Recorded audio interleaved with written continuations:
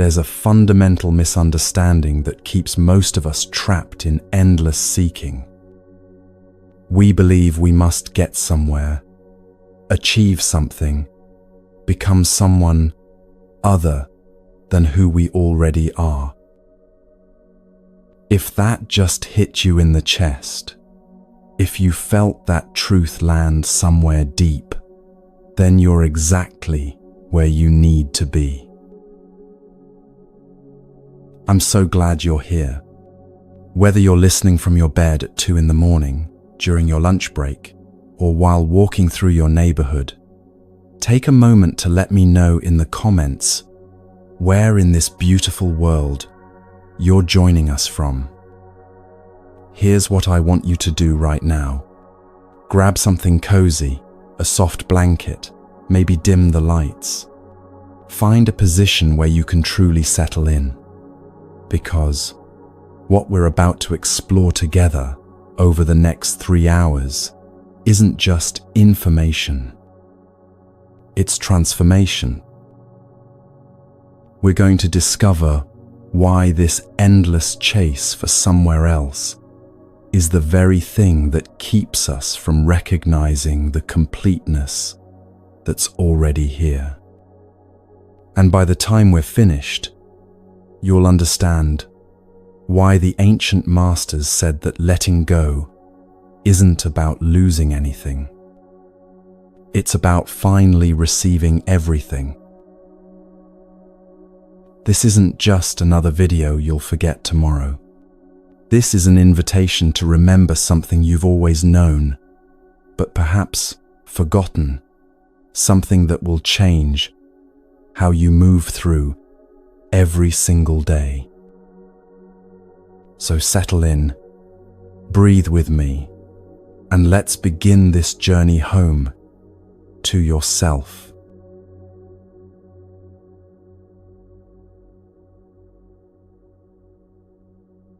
There's something that follows most of us through life like a gentle fog we've become so used to walking in, we no longer question it. We adapt to it. We think it's just the natural atmosphere of being human. This is the sense of incompletion, that quiet, persistent feeling that something is missing, that you are somehow not quite enough as you are right now, that life itself, in this present moment, isn't quite adequate yet. We believe we must get somewhere, achieve something, become someone other than who we already are. And so we set off on this great journey of life, like it's a straight road with a finish line at the end, some distant place where all the pieces of the puzzle finally click into place. But this illusion of a destination only creates a perpetual sense of incompletion. It feeds the notion that now is never quite enough, that you are never quite enough. And so we live in this fog, always looking ahead, always believing that fulfillment is just around the next corner. The Buddha, 2,500 years ago, recognized this as the very foundation of human suffering, what he called dukkha in his first noble truth. But dukkha isn't just about obvious pain or dramatic hardship. It's about this exact fog we're describing, this underlying restlessness, this sense that something is always slightly off. Think about how this shows up in your own life. You wake up in the morning, and before your feet even touch the floor, your mind is already cataloging what's incomplete, what needs to be done, what hasn't been achieved yet, what's still missing from your experience. You might have a beautiful moment, sitting with your morning coffee, watching sunlight stream through the window, and for just an instant, everything feels perfectly complete. But then, almost immediately, the fog rolls back in. Your mind begins its familiar routine of measuring this moment against some imagined better version of life. We think, once I have this, then I will feel peace. Once I become that, then I will be free. Once I achieve this goal, find this relationship, reach this level of success, then, finally, I'll be able to rest in contentment. And so life becomes a cycle of postponing happiness, peace, and contentment until some future event justifies it. We live in perpetual postponement, always believing that the next achievement will be the one that finally clears the fog. But here's what's fascinating, and perhaps you've noticed this in your own experience. Every time we reach a new milestone, the mind shifts the target. The finish line moves. What was once a goal becomes just another step, and suddenly there's something else that needs to be accomplished before we can truly feel complete. Let me paint a picture that might feel familiar. You finally get that promotion you've been working toward for months. For maybe a day or two, you feel genuinely satisfied. But then, almost imperceptibly, the fog begins to creep back in. Now it's about the next level, the next challenge, the next thing that needs to be conquered to prove your worth. Or perhaps you've experienced this in relationships. You meet someone wonderful, and for a while, that sense of incompletion seems to dissolve. But gradually, you find yourself focusing on what's not perfect about the relationship, what needs to be improved, what conversations need to happen before you can truly feel secure. The fog doesn't disappear, it just finds new territory to occupy. There's an ancient Zen story that illustrates this beautifully. A wealthy merchant spent his entire life accumulating treasures, believing that when he had enough, he would finally feel secure and complete. One day, he met a poor monk sitting peacefully by the river, smiling with such contentment that the merchant was puzzled. "How can you be so happy with nothing?" the merchant asked. The monk replied, "How can you be so miserable with everything?" The merchant realized then that his sense of incompletion had nothing to do with what he possessed. It was the way he was relating to life itself. This story points to something profound that the ancient masters understood.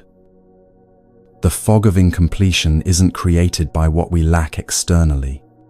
It's created by the very belief that something should be different than it is. But let's go deeper into how this fog actually operates in our daily lives. It's incredibly sophisticated in its manifestations. Sometimes it appears as ambition, that driving need to achieve more, be more, have more. Sometimes it shows up as comparison, looking at others and feeling like you're falling behind in some imaginary race. Other times, the fog manifests as spiritual, seeking itself. We can become so focused on becoming more enlightened, more peaceful, more evolved, that we miss the peace that's already here. We turn even our spiritual practice into another project, another way of trying to become someone other than who we are right now. The Buddha understood this trap so clearly. He spent 6 years practicing extreme asceticism, trying to achieve enlightenment through effort and discipline. He nearly died from starvation, convinced that if he could just push harder, deny himself more completely, he would finally break through to some special state. But his awakening came only when he stopped trying so hard. When he sat under the Bodhi tree and simply allowed himself to be present with what was already here. He realized that what he had been seeking through years of struggle was never actually absent.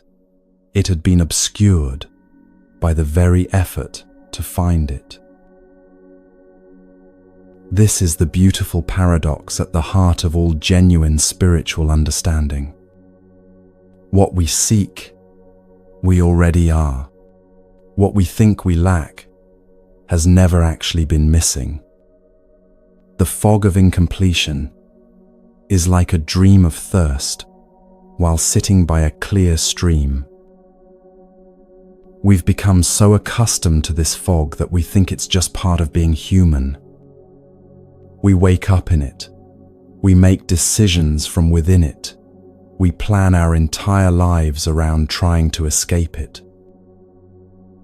But we rarely stop to question whether this feeling of not quite enough is actually true. The Buddha taught that this sense of incompletion is like a mirage in the desert. From a distance, it looks absolutely real. You can see the water. You can imagine how refreshing it will be when you reach it. But the closer you get, the further it recedes. And if you could somehow reach the spot where the mirage appeared to be, you'd find nothing but sand.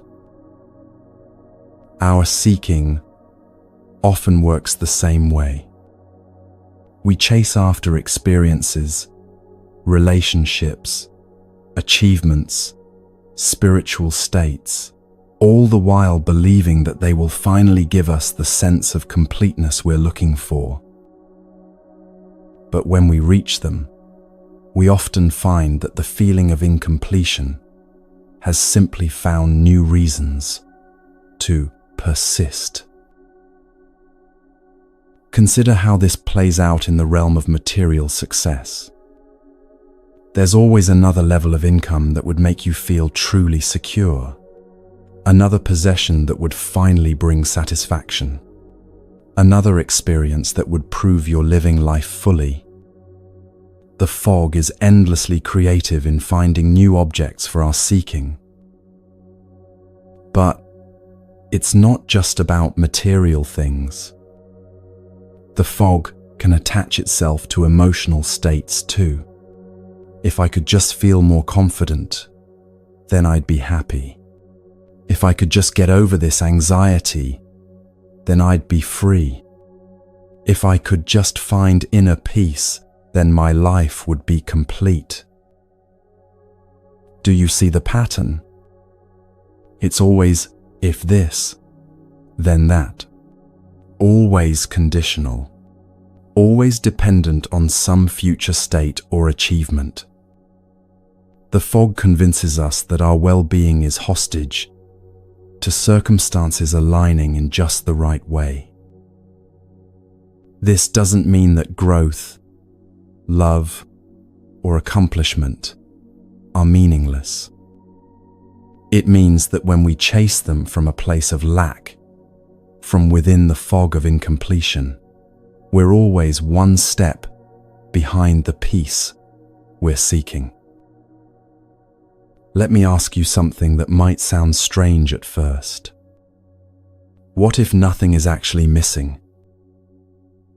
What if this fundamental assumption that something needs to be added to your life, to your experience, to who you are, What if that assumption itself is the source of the fog?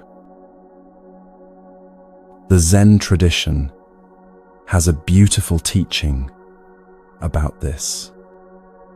They say that enlightenment isn't about gaining something new. It's about recognizing what was always already here. It's like spending your whole life looking for your glasses while they're sitting on your head. The moment you realize where they are, you see that you were never actually lacking anything. There's another Zen story that illustrates this perfectly.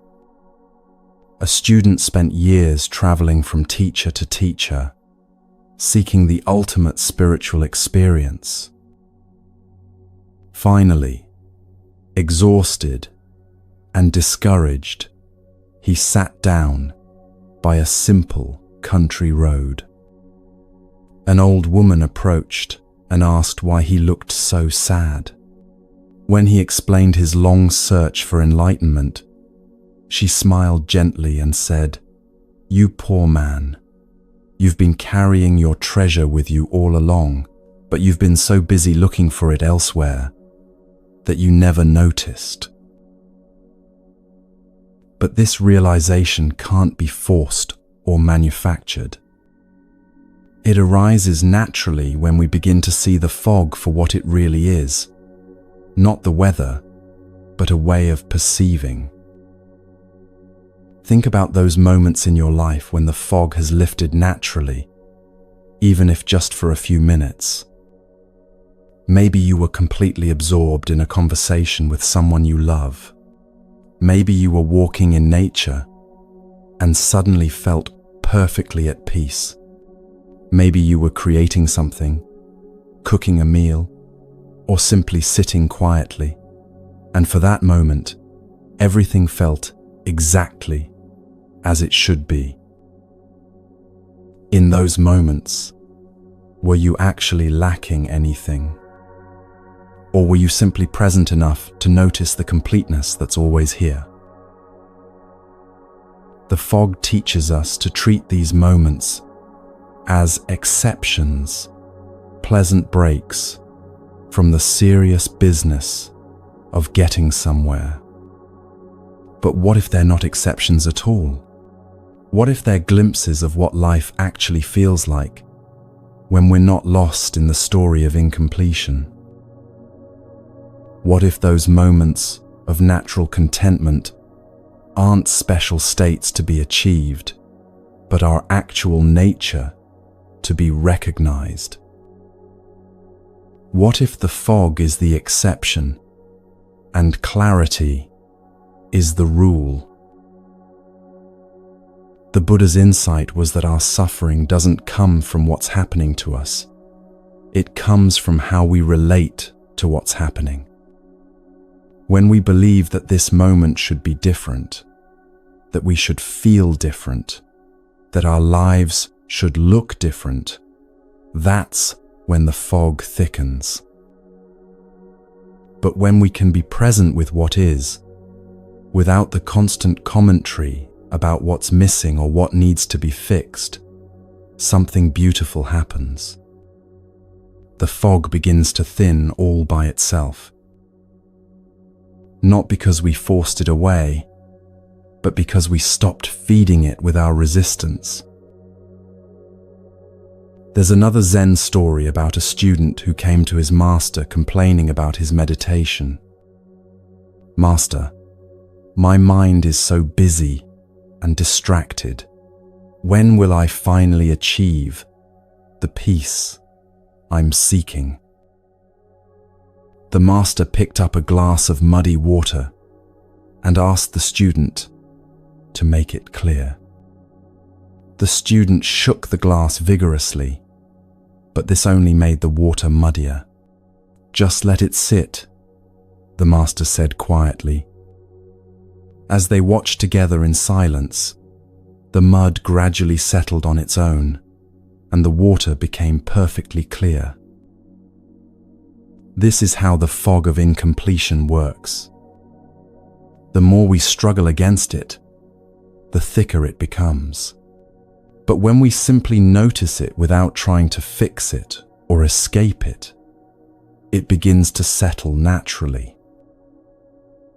And in that settling, we discover something that was always here, a peace that doesn't depend on circumstances, a completeness that exists regardless of what we have or haven't achieved.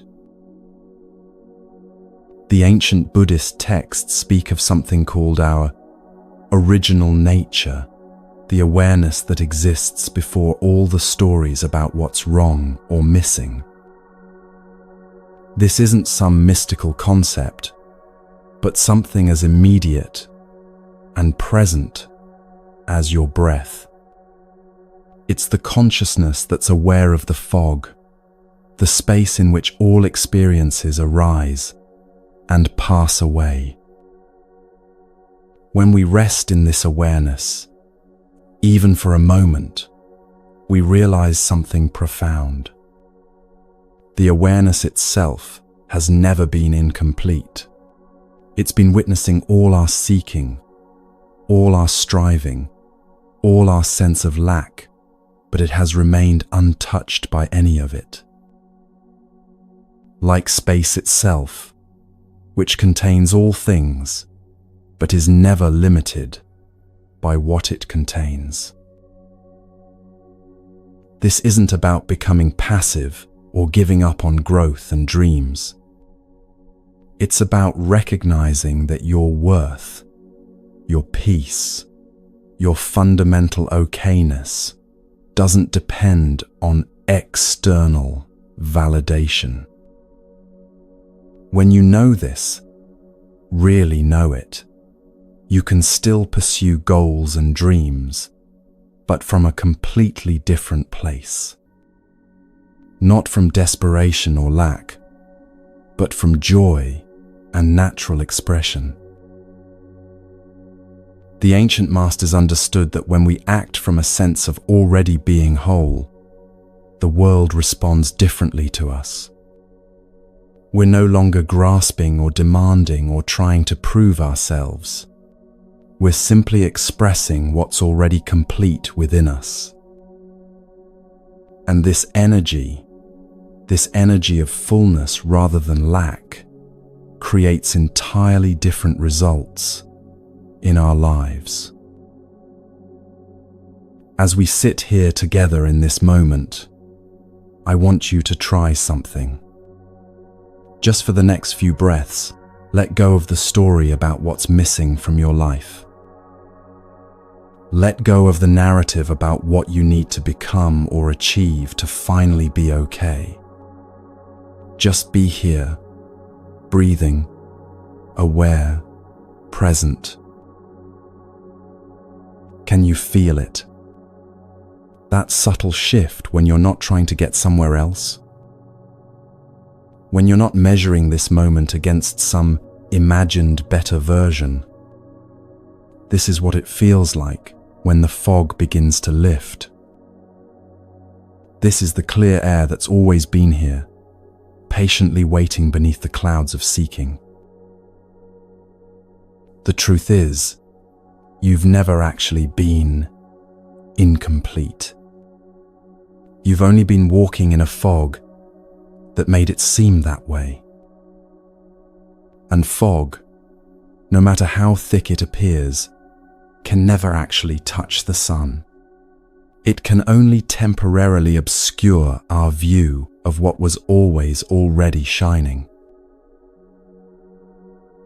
In our next part of this journey together, we're going to explore what happens when we really see this, when we understand that the finish line we've been chasing has been moving precisely because we've been chasing it. We'll discover what life feels like when we stop running toward tomorrow and start living from the wholeness that's available right here, right now.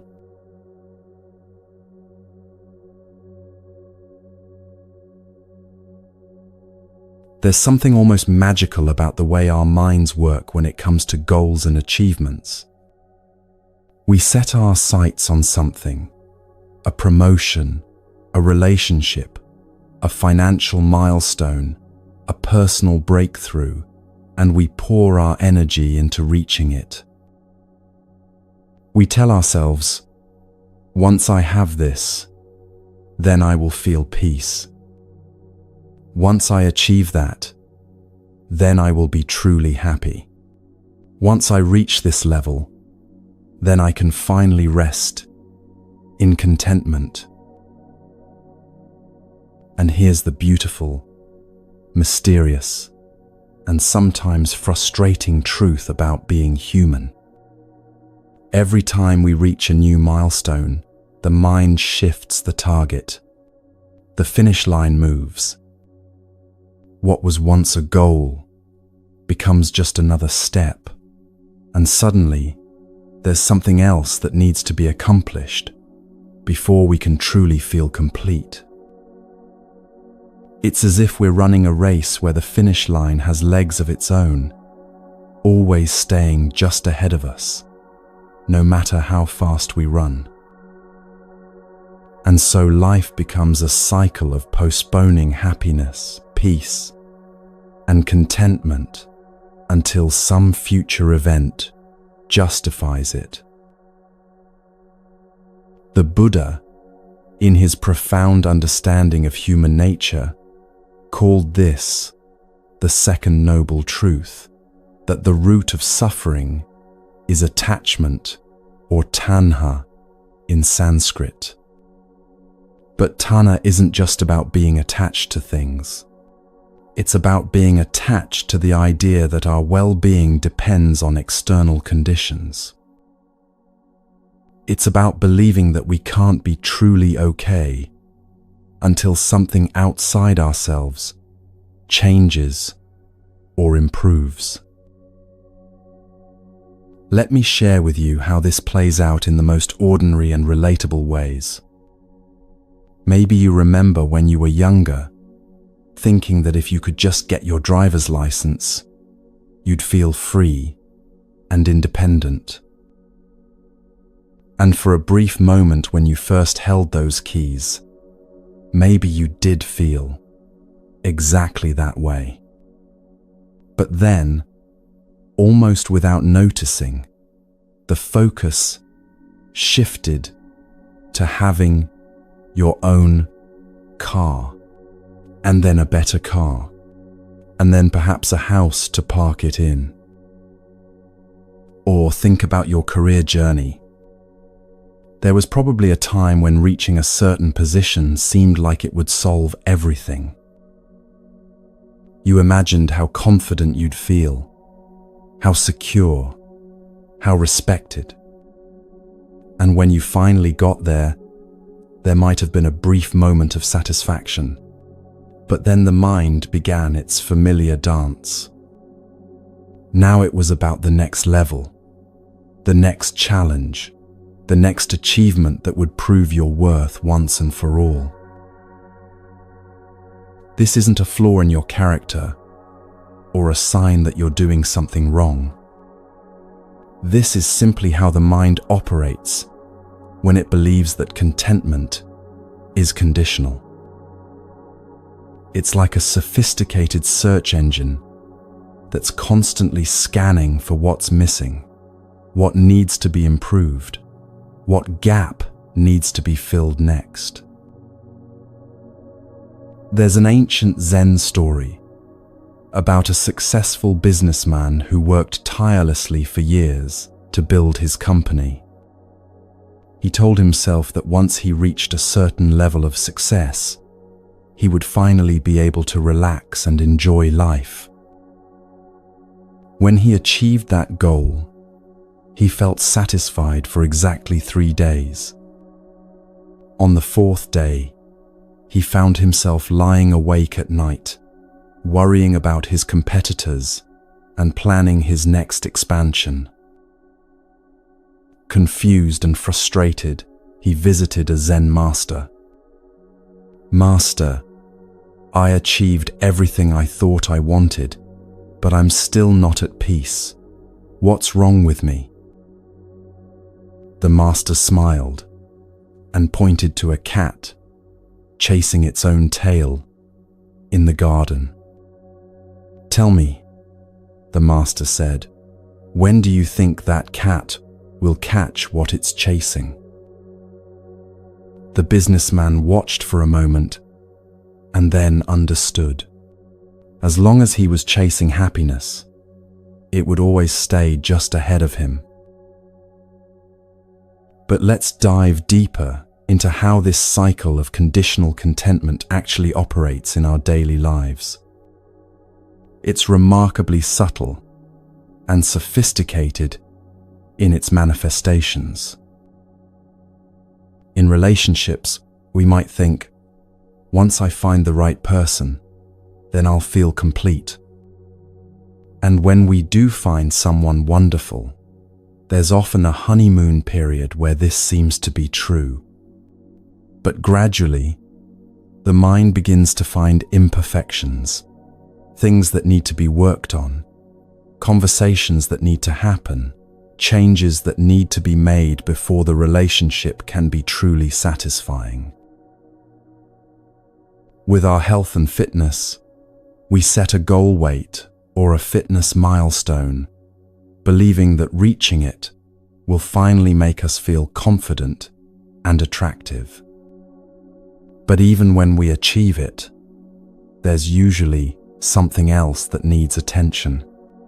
A different body part to tone, a new health metric to optimize, a different standard of vitality to reach. In our spiritual lives, we might seek a particular experience or state of consciousness, thinking that once we achieve it, we'll finally feel peaceful and enlightened. But even profound spiritual experiences can become just another step on an endless ladder of seeking. I had that awakening, but now I need to sustain it. I found some peace, but I need deeper peace. I felt connected, but I need to feel more connected. Do you see the pattern? It's not that the achievements themselves are meaningless, or that wanting things is wrong. It's that when we make our peace conditional on getting them, we enter into a contract with life that can never be fulfilled. The Buddha understood this so clearly. He saw that tanha, this craving for things to be different, is like drinking salt water to quench your thirst. The more you drink, the thirstier you become. Each achievement temporarily satisfies the craving, but also strengthens the belief that satisfaction comes from external sources. Let me paint a picture of how this might look in a single day of your life. You wake up and immediately check your phone, unconsciously seeking some piece of information or connection that will make the day feel more complete.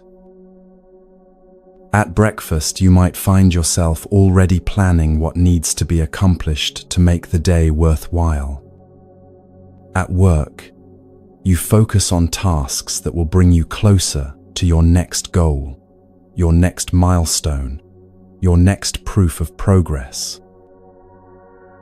Even in moments of genuine pleasure or connection, there can be this subtle undercurrent of, "This is nice, but what's next?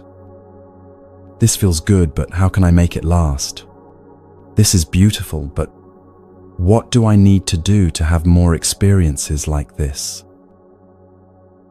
The mind has become so skilled at this pattern that it can even turn presence into a goal.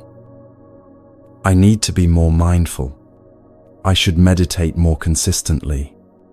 I want to be more grateful. Even our desire for peace becomes another item on the endless to-do list of becoming. There's another beautiful teaching story from the Zen tradition about this. A monk spent years practicing meditation, always seeking deeper states of concentration and insight. One day, his master found him sitting in perfect stillness and asked, "What are you doing?" "I'm practicing to become a Buddha," the monk replied proudly. The master picked up a tile and began rubbing it with a cloth. "What are you doing, master?" the confused monk asked. "I'm polishing this tile to make it into a mirror," the master replied. "But master, no amount of polishing can turn a tile into a mirror." The master smiled. "And no amount of sitting can turn you into what you already are." This story points to something profound about the nature of conditional happiness. When we believe that we need to achieve, accomplish, or become something in order to be okay, we're like the monk trying to polish a tile into a mirror. We're trying to create through effort what is already present by nature. But let's be honest about how challenging this realization can be. Our entire culture, our education system, our economic structure, our social media feeds, everything around us reinforces the idea that happiness and fulfillment come from achievement and acquisition. We're surrounded by messages that say, "You're not enough as you are, but if you buy this, achieve that, become this, then you will be." And it's not just external messages. This pattern often starts very early in our lives. Well-meaning parents and teachers taught us to find our worth in our accomplishments. "I'm proud of you when you get good grades. You're such a good child when you behave. You'll be successful if you work hard."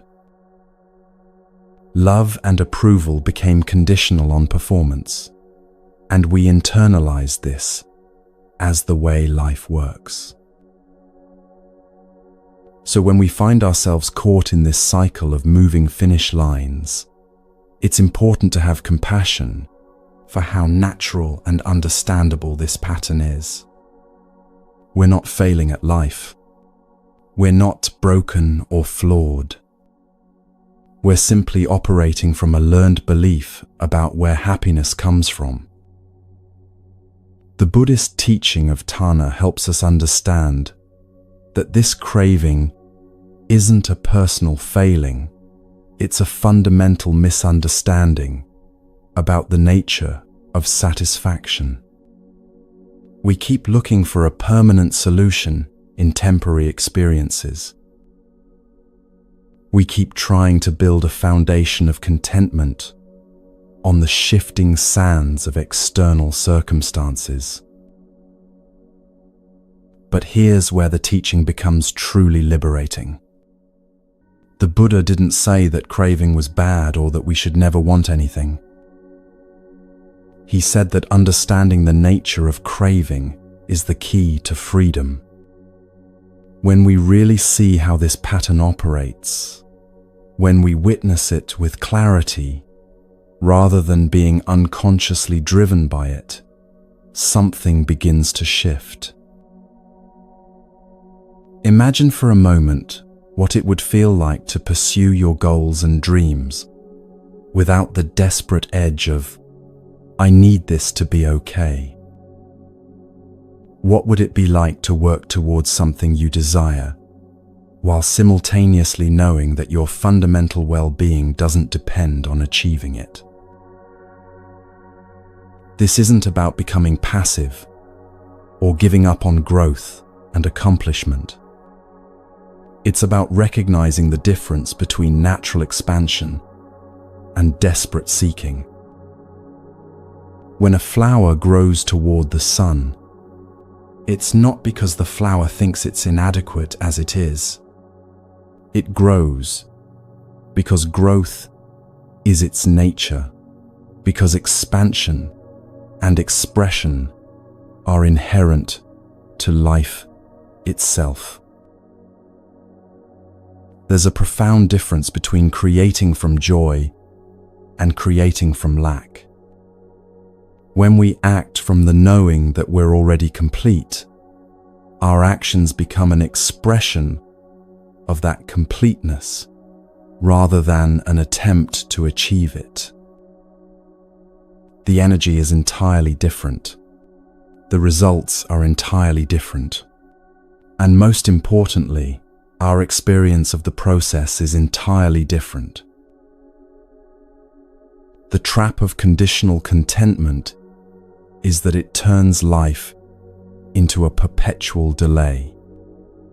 We're always living for some future moment when conditions will finally be right for us to be happy.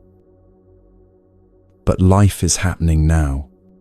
Joy is available now. Peace is accessible now. Not because circumstances are perfect, but because the capacity for these experiences exists independent of circumstances. Let me ask you to consider something.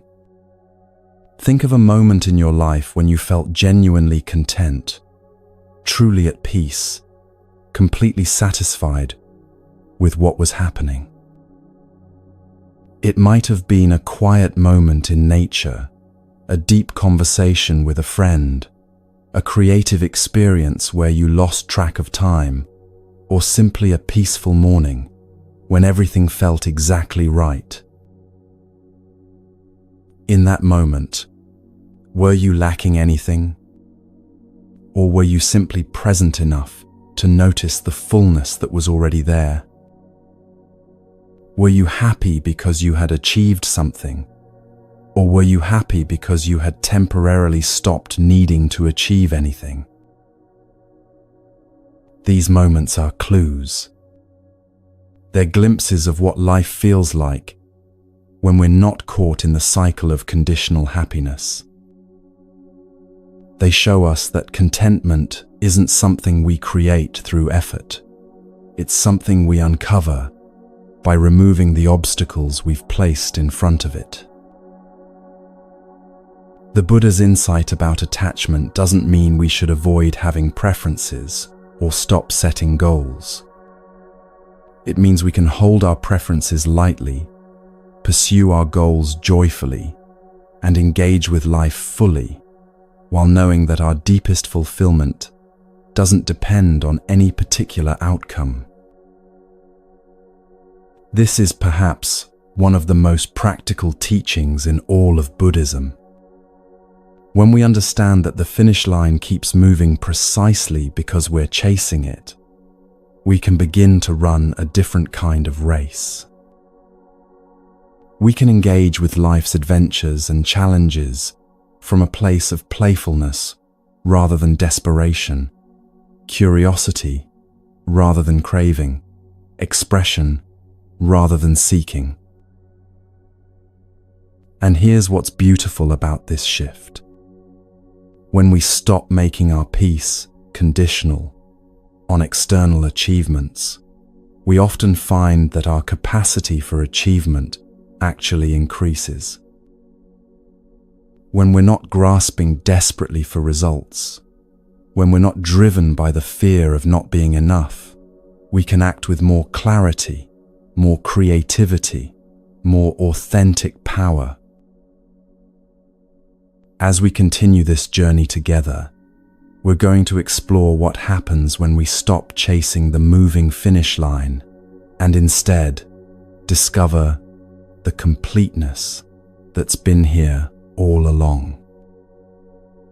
We're going to learn what it means to live from fullness rather than lack, from presence rather than seeking, from the joy of what is, rather than the hope of what might be. But for now, just notice. Notice when your mind creates that next finish line, that next condition for happiness. Notice it with gentleness, with curiosity, without judgment. And in that noticing, feel the freedom that comes from seeing the pattern clearly. Because the moment you see it, you're no longer unconsciously trapped by it. The finish line will always keep moving, as long as we believe our peace depends on reaching it.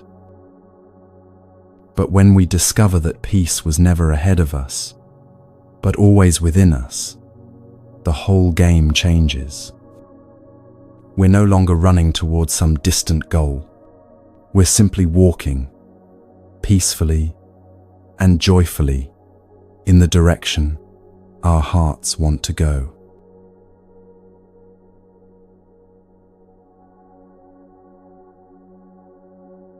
There's a story I want to share with you. A story that might sound simple at first, but contains within it one of the most profound truths about human existence.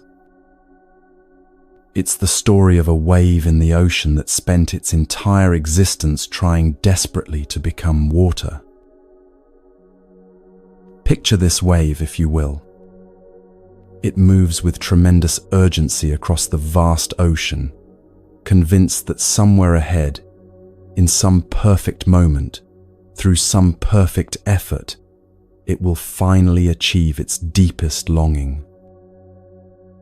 It rises with great ambition, crashes with dramatic intensity, breaks with passionate determination, trying so hard, so very hard, to become what it believes it lacks.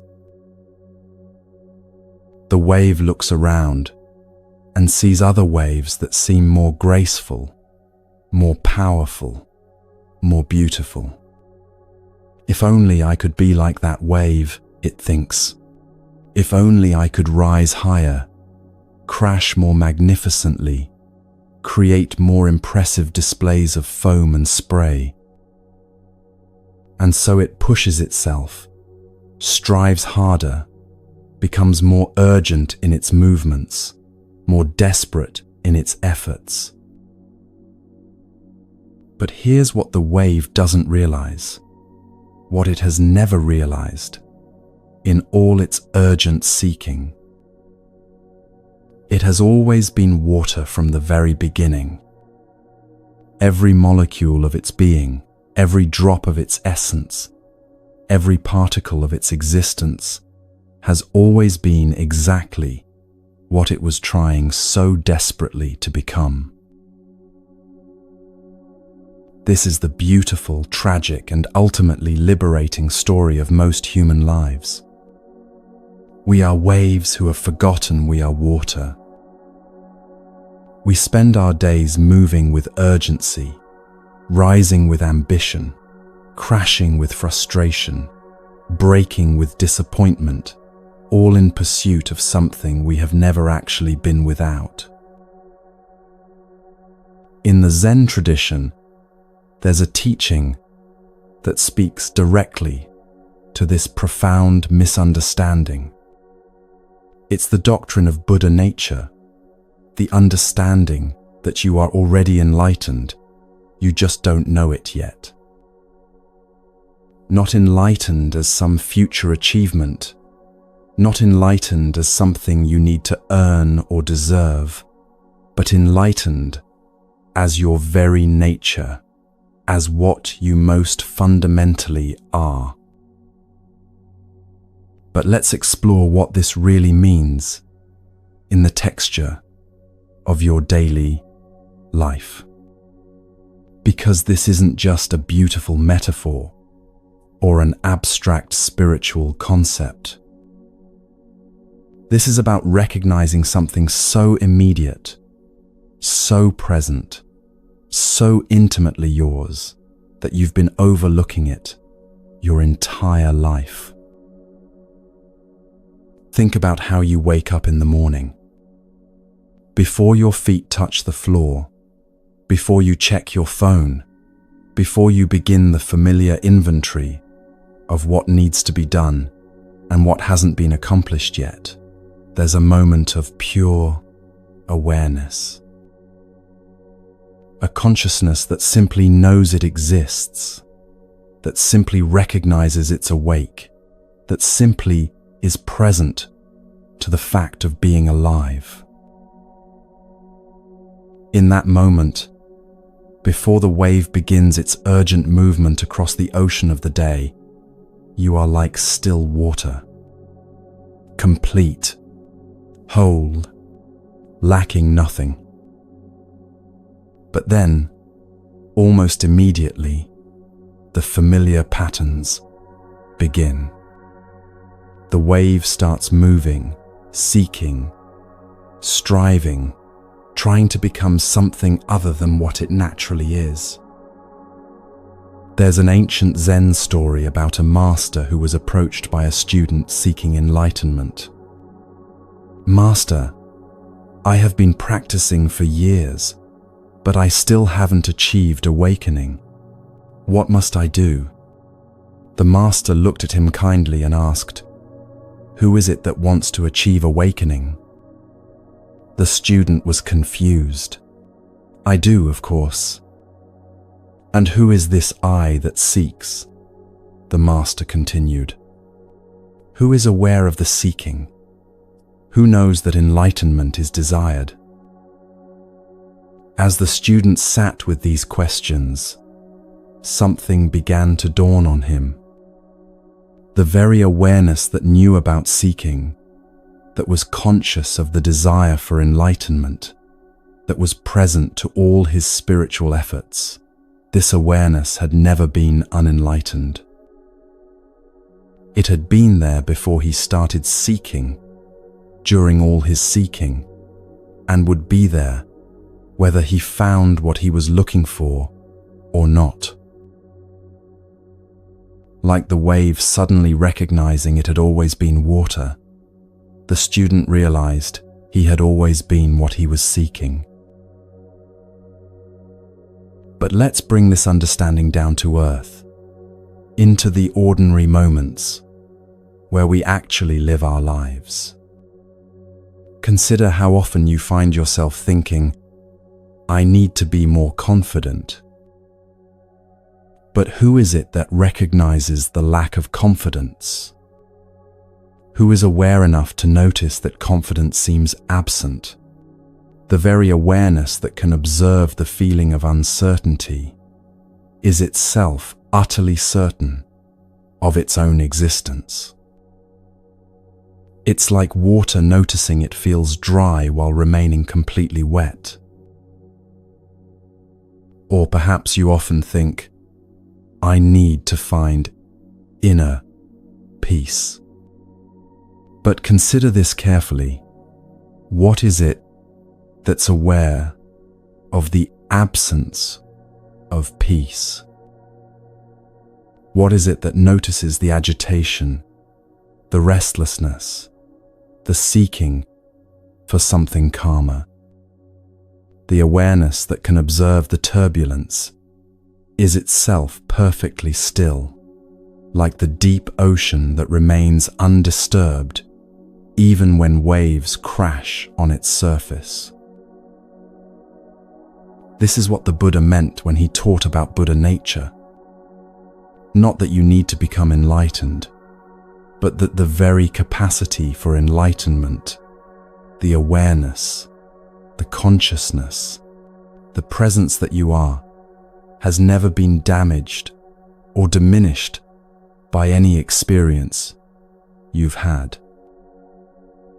It's like space itself, which contains all things, but is never limited or changed by what it contains. The wave analogy becomes even more beautiful when we consider how it plays out in our relationships with others. So often, We look at other people and think they have something we lack. If only I could be as calm as that person. If only I had their confidence, their success, their apparent peace. We become waves comparing ourselves to other waves, never realizing that we're all expressions of the same vast ocean. In Zen Buddhism, there's a profound recognition that separation is an illusion. When a wave truly recognizes its nature as water, it simultaneously recognizes that every other wave is also water. The boundaries we perceive between self and other, between my consciousness and your consciousness, between my experience and your experience, these are like the apparent boundaries between waves, which exist on the surface but not in the depths. But here's where this teaching becomes practically transformative in daily life. When you begin to recognize your own wave nature, when you start to see that what you're seeking you already are, the entire quality of your seeking changes. You're no longer a desperate wave crashing towards some distant shore. You become a wave that knows its water and so can play in the ocean with complete freedom. This doesn't mean you stop having preferences or goals or dreams. It means you pursue them from an entirely different place. A wave that knows its water doesn't stop moving, but it moves with grace rather than desperation, with joy rather than urgency, with curiosity rather than craving. Let me share another story that illustrates this beautifully. There was once a woman who spent years searching for the perfect teacher, the perfect method, the perfect experience that would finally bring her the spiritual fulfillment she craved.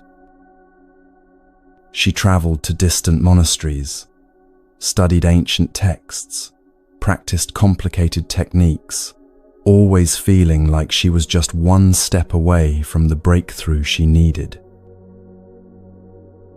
One evening, exhausted from her searching, she sat by a river and began to cry.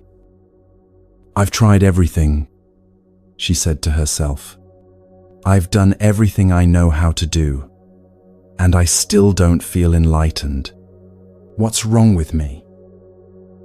As she sat there in her despair, she became aware of something simple yet profound. She was aware of her sadness. She was aware of her frustration. She was aware of her seeking. But what was this awareness itself? In that moment, she realized that the seeker and the sought were the same. The wave of her searching and the water of what she sought had never been separate. The consciousness that was aware of feeling unenlightened was itself the enlightenment she had been seeking.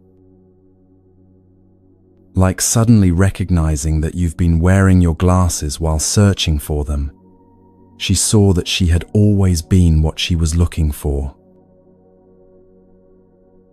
This recognition, this shift from becoming to being, is available in any moment. Right now, as you listen to these words, there's an awareness present. An awareness that knows you're listening, that understands meaning, that recognizes the sound of these words and the silence between them. This awareness is not something you have, it's something you are. And it has never, not for one moment, been incomplete or inadequate or in need of improvement. But the mind, that wonderful, creative, sometimes troublesome mind, is like a wave that's forgotten its water nature. It creates elaborate stories about what needs to be fixed, achieved, or transcended. It generates complex narratives about spiritual progress, personal development, and self-improvement. All the while, the awareness in which these stories arise remains perfectly still, perfectly complete, perfectly present. The Buddhist teaching of emptiness, or sunyata, points to this same recognition from a different angle. When we look deeply into any wave, we don't find any solid, separate, independent existence.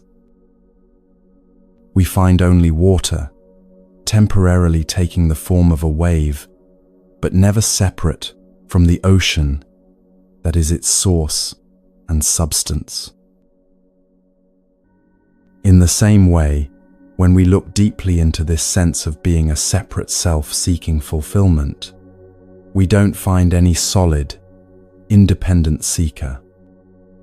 We find only consciousness, temporarily taking the form of thoughts and experiences, but never separate from the awareness that is its source and substance. The wave is not other than water, and the self is not other than consciousness. This understanding transforms how we relate to every aspect of our experience. When difficult emotions arise, fear, sadness, anger, confusion, instead of seeing them as problems to be solved or states to be transcended, we can recognize them as waves in the ocean of our being. They arise, they express themselves, they pass away, but they never touch the deep stillness that observes them all. When pleasurable experiences occur, joy, love, peace, excitement, instead of grasping them desperately or fearing their inevitable passing, we can appreciate them as beautiful expressions of our wave nature, while knowing that our fundamental fullness doesn't depend on their presence. Whether the ocean is stormy or calm, it remains the ocean. Whether your experience is challenging or delightful, you remain the awareness in which all experience unfolds. There's a beautiful Zen poem that captures this understanding perfectly. The pine teaches silence, the rock teaches stillness, the lake teaches reflection, but who is the teacher when all teachers are absent? The answer, of course, is the awareness that learns from the pine, the rock, and the lake, the consciousness that is present to all teachings, but depends on none of them for its fundamental completeness. This is why so many spiritual traditions speak of awakening as a remembering rather than an achieving. You're not becoming enlightened, you're remembering that you've never been anything else. You're not developing consciousness, you're recognizing the consciousness that has always been here. You're not finding your true nature, you're seeing through the illusion that you ever lost it. But let's be honest about how challenging this recognition can be to integrate into daily life. Even when we have moments of seeing our water nature clearly, the old patterns of wave thinking tend to reassert themselves. We glimpse our completeness and then immediately want to hold on to it, improve it, or share it with others. we turn even the recognition of our Buddha nature into another wave of seeking. This is why the great Zen master Huang Po said, "Your everyday mind, that is the way." He wasn't talking about achieving some special state or maintaining some particular experience. He was pointing to the ordinary awareness that's present right now, reading these words, understanding their meaning, present to this very moment. This awareness is not something extraordinary that needs to be cultivated. It's something so ordinary, so immediate, so intimately present that we overlook it in our search for something more dramatic. The shift from becoming to being is subtle but transformative. Instead of asking, "How can I become more peaceful?" we might ask, "What is the awareness that notices the lack of peace?" Instead of seeking to develop more love, we might explore, what is it that recognizes love when it's present and absence when it's not? Instead of trying to transcend our limitations, we might investigate who or what is aware of these apparent limitations. These questions don't lead to answers in the conventional sense. They lead to a recognition, a remembering, a sudden seeing of what has always been here. Like a wave suddenly realizing it has always been water, we recognize that what we were seeking through all our spiritual practices, all our personal development, all our efforts at self-improvement, has been the very awareness from which all these activities arose. This doesn't make spiritual practice meaningless or personal growth irrelevant. Waves still move across the ocean, and that movement can be graceful or clumsy, harmful or beneficial, beautiful or destructive. But when a wave knows its water nature, its movement comes from play rather than desperation, from expression rather than seeking, from the joy of movement itself rather than the hope of becoming something other than what it is. As we continue this journey together, we're going to explore what it means to live from this recognition, to move through life as consciousness expressing itself, rather than as a limited, self-seeking consciousness. We're going to discover what happens when the wave stops trying to become water and starts enjoying its dance across the ocean of existence. But for now, just rest in this simple recognition. You are the awareness in which all your experiences arise. You are the consciousness that knows when you're happy and when you're sad, when you're confused and when you're clear, when you're seeking and when you're finding. This awareness has never been damaged by any experience, never been diminished by any failure, never been improved by any success. Like water itself, it simply is what it is, taking countless forms while never departing from its essential nature. You are already what you seek. You have always been what you seek. The wave has always been water, and you have always been the consciousness in which all of life unfolds. This is not a belief to adopt or a concept to understand. This is a recognition waiting to dawn, as natural and inevitable as the sun rising over the ocean, illuminating the endless dance of waves that have never for even one moment, been separate from the water that is their source, their substance, and their ultimate destination.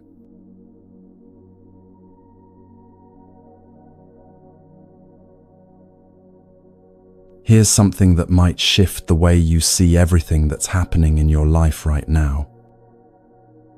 Reality is not as fixed as we like to think. It's not a mathematical equation waiting to be solved, not a precise formula where if you just input the right variables, you'll get the perfect outcome. Reality is more like music than mathematics. Fluid, expressive, alive.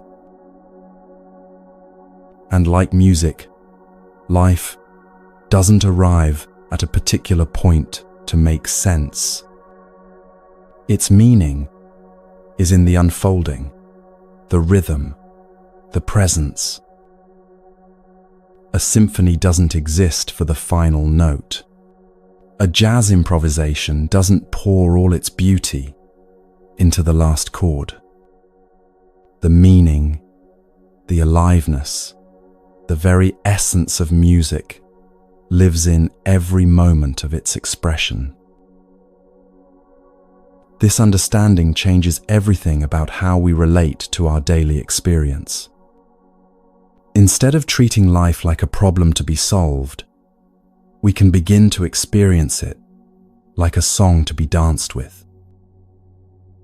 Instead of demanding that every moment justify itself by leading somewhere specific, we can allow each moment to be complete in itself, like a note that contains its own perfect fullness.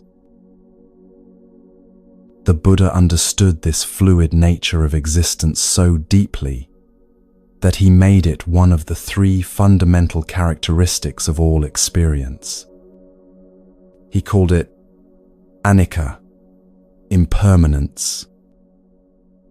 All conditioned things are impermanent, he taught, not as a philosophical concept, but as a lived recognition that everything in this world of form is in constant motion, constant change, constant flow. But here's what's beautiful about this teaching when we really understand it. Impermanence isn't a problem to be solved or a reality to be lamented. It's the very quality that makes life alive, that makes experience possible, that allows for the endless creativity and expression we call existence. Think about a river for a moment. The river is never the same from one moment to the next. The water flowing past you now will never return. Each drop is unique. Each moment of flow is unprecedented. But we don't mourn the water that has passed, or anxiously anticipate the water that's coming. We appreciate the river for what it is, a continuous flow, a living process, a dynamic expression of movement and change. This is how the ancient masters understood life itself. Not as a collection of static things and fixed outcomes, but as a flowing process, a continuous becoming, an endless improvisation in the key of existence. When we align ourselves with this understanding, when we stop trying to make life behave like mathematics and start dancing with it like music, something magical begins to happen. We stop demanding that our experiences last forever. We stop being devastated when pleasant moments pass away. We stop being so desperate to escape difficult moments. Because we begin to understand that the very nature of all experience is to arise, express itself fully, and then dissolve back into the silence from which it came. like notes in a symphony, like waves in the ocean, like breath itself. Let me share a story that illustrates this beautifully. There was once a master musician who was asked to perform for a king. The king, who understood very little about music, became frustrated during the performance. "Why do you keep changing the melody?" he demanded. "Why can't you just play the beautiful part over and over?" The musician smiled gently and explained, "Your Majesty, if I played only one note, no matter how beautiful, it would not be music. Music exists in the movement between notes, in the silence that gives meaning to sound, in the flow that connects beginning to middle to end."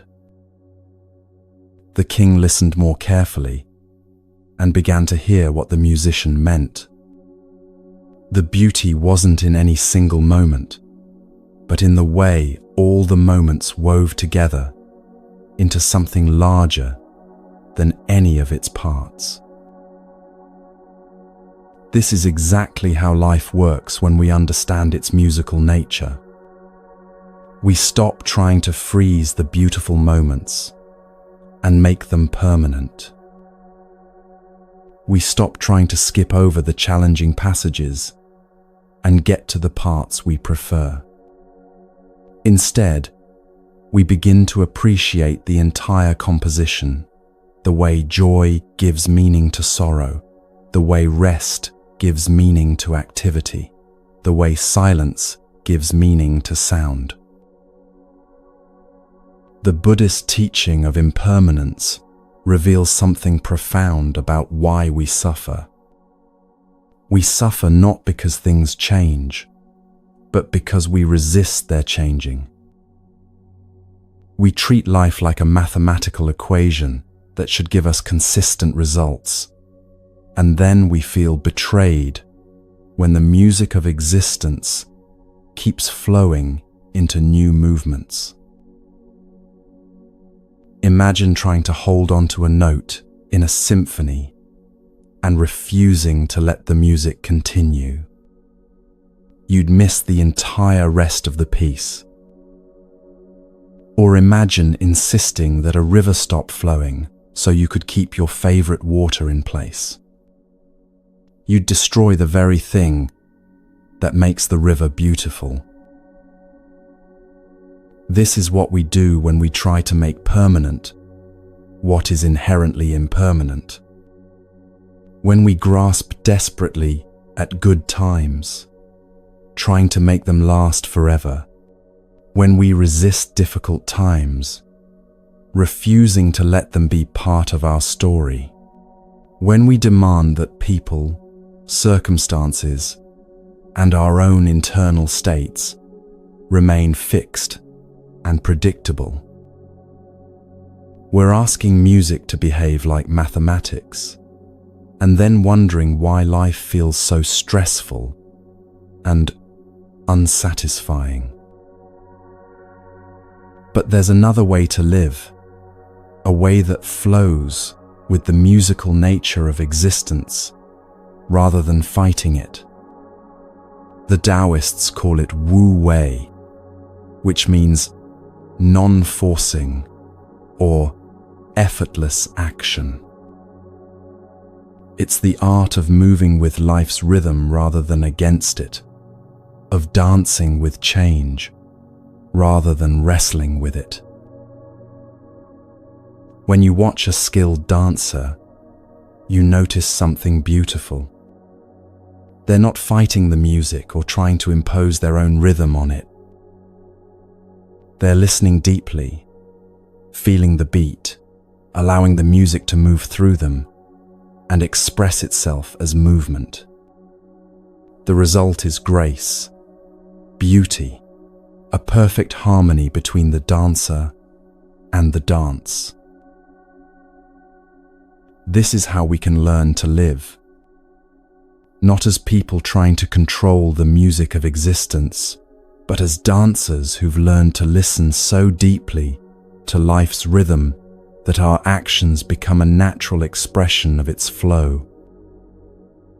When we align ourselves with the musical nature of reality, we stop exhausting ourselves trying to make permanent what wants to flow, and we start participating in the endless creativity of existence itself. Let's bring this understanding into the specific details of daily life. Think about your relationships.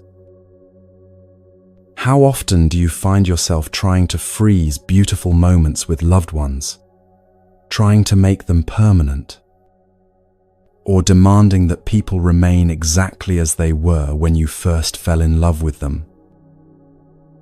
This is like asking a song to stay on one note forever. It misses the beauty of how relationships, like music, find their meaning in movement, growth, and change. Consider your career or creative projects. Do you approach them like mathematical problems that should yield predictable results if you just apply the right formula?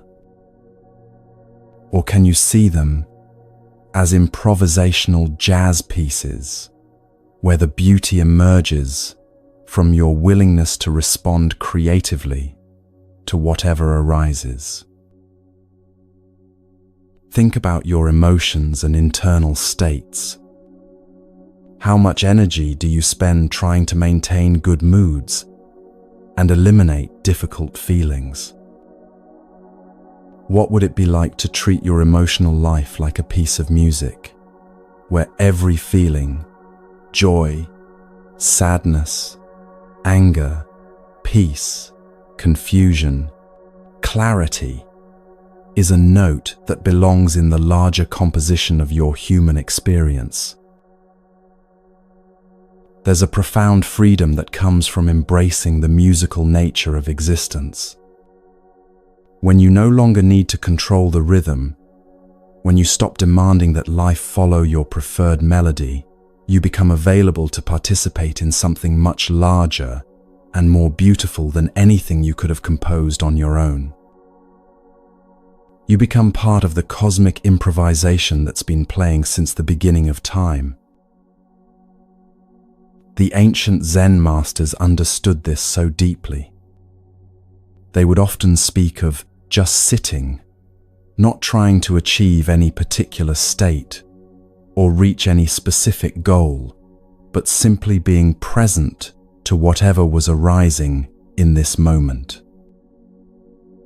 They weren't treating meditation like a mathematical formula for enlightenment. They were approaching it like musicians learning to listen so deeply to the silence that sound could emerge naturally and spontaneously. This is why so many spiritual traditions use musical metaphors. The Hindu concept of Nada Brahma, the idea that the universe itself is sound, is vibration, is music. The Christian mystics, who spoke of hearing the music of the spheres, the Sufi whirling dervishes who found God in the rhythm of spinning. They all recognized that reality at its deepest level is not mechanical, but musical, not static, but dynamic, not fixed, but flowing. But here's what's particularly beautiful about understanding life as music rather than mathematics. In mathematics, there are right and wrong answers. In music, there are only different expressions, different interpretations, different ways of participating in the ongoing creation.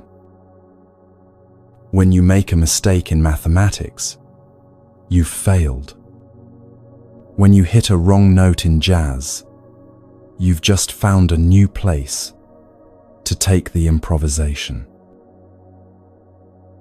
This understanding transforms how we relate to what we usually call mistakes or failures in life. They become not evidence that we're doing life wrong, but simply unexpected notes in our personal symphony that we can learn to incorporate into the larger melody. They become opportunities for creative response rather than proof of inadequacy. The Buddha's teaching on impermanence reveals that this flowing, musical quality exists at every level of existence. Your thoughts are impermanent. They arise like notes and dissolve like echoes. Your emotions are impermanent. They flow through you like melodies, each one complete in itself, each one temporary. Your physical sensations are impermanent. They pulse and rhythm through your body like the beat that gives structure to the song. Even your sense of being a separate self is impermanent. Like a melody that seems distinct, but is actually inseparable from the silence that contains it. Your individual existence is a beautiful, temporary expression of something much larger and more mysterious. You are not separate from the music of existence. You are one of its countless instruments, one of its infinite expressions. When we really understand this, when we feel it in our bones rather than just thinking about it intellectually, something profound shifts in how we move through the world. We stop being so attached to outcomes because we recognize that the beauty is in the playing, not in any particular result. We stop being so afraid of change because we see that change is not the enemy of stability. It is the very condition that makes aliveness possible. There's a story about a famous composer who was asked what his favorite piece of music was. He thought for a long moment and then said, "The one I'm writing now." When pressed to explain, he continued, "Every moment of life is like writing a piece of music that has never been written before. The notes I'm playing right now, the rhythm I'm moving to right now, the harmony I'm creating with this moment, this is always the most beautiful music because it's the only music that actually exists. This is the invitation that life offers us in every moment. To stop treating it like a math problem to be solved and start experiencing it like a song to be sung. To stop demanding that it follow our predetermined formulas and start dancing with its ever-changing rhythms. When you wake up tomorrow morning, instead of immediately calculating what needs to be accomplished or solved, try listening for the music that's already playing. The rhythm of your breath, the melody of birds outside your window, the harmony between your heartbeat and the vast pulse of existence itself. See if you can spend even 5 minutes treating the day like a piece of music you get to participate in, rather than a mathematical equation you need to figure out. Notice how different this feels. Notice how it changes your relationship to uncertainty, to change, to the unexpected moments that arise throughout the day. Notice how it affects your ability to be present, to appreciate what's actually happening, rather than constantly measuring it against what you think should be happening. The teaching of impermanence isn't meant to make us sad about the transitory nature of everything we love. It's meant to wake us up to the extraordinary preciousness of each passing moment. When we know that this conversation, this sunset, this embrace, this breath will never happen in exactly this way again, we can finally give it the attention it deserves. And when we learn to appreciate the temporary nature of difficult experiences as well, we find that we can be present with them too, without the additional suffering that comes from wanting them to be different. Pain becomes like a minor key in the symphony, not something to be avoided, but something that adds depth and poignancy to the overall composition. Challenge becomes like syncopation, a rhythmic complexity that makes the music more interesting, not a mistake that ruins the song. As we continue this journey together, we're going to explore what it means to live as conscious participants in the music of existence, rather than as frustrated mathematicians trying to solve the equation of life. We're going to discover how to dance with change rather than resist it, how to improvise with uncertainty rather than be paralyzed by it. But for now, just listen. Right now, in this moment, there's a symphony playing. Your breath is part of it. Your heartbeat is part of it. The sound of these words is part of it. The silence between thoughts is part of it. You don't have to create this music, or control it, or figure it out. You just have to recognize that you're already dancing to it, already part of its endless improvisation. Reality is music, not mathematics. Life is flow, not formula.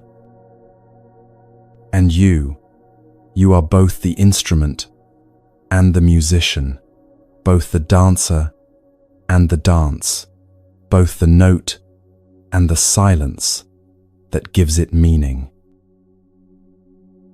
This recognition alone can transform everything, turning every moment from a problem to be solved into a movement, to be danced, from an equation to be figured out into a song, to be sung with the whole of your being.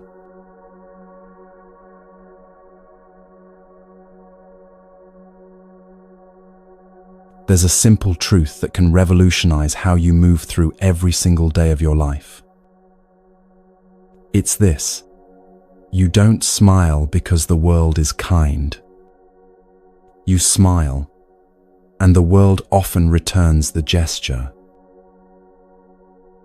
This might sound like a small distinction, but it contains within it one of the most profound reversals of understanding possible. Most of us have been taught to live as if we're responding to the world, as if our inner state is determined by outer circumstances. We wait for reasons to feel good. We wait for permission to be happy.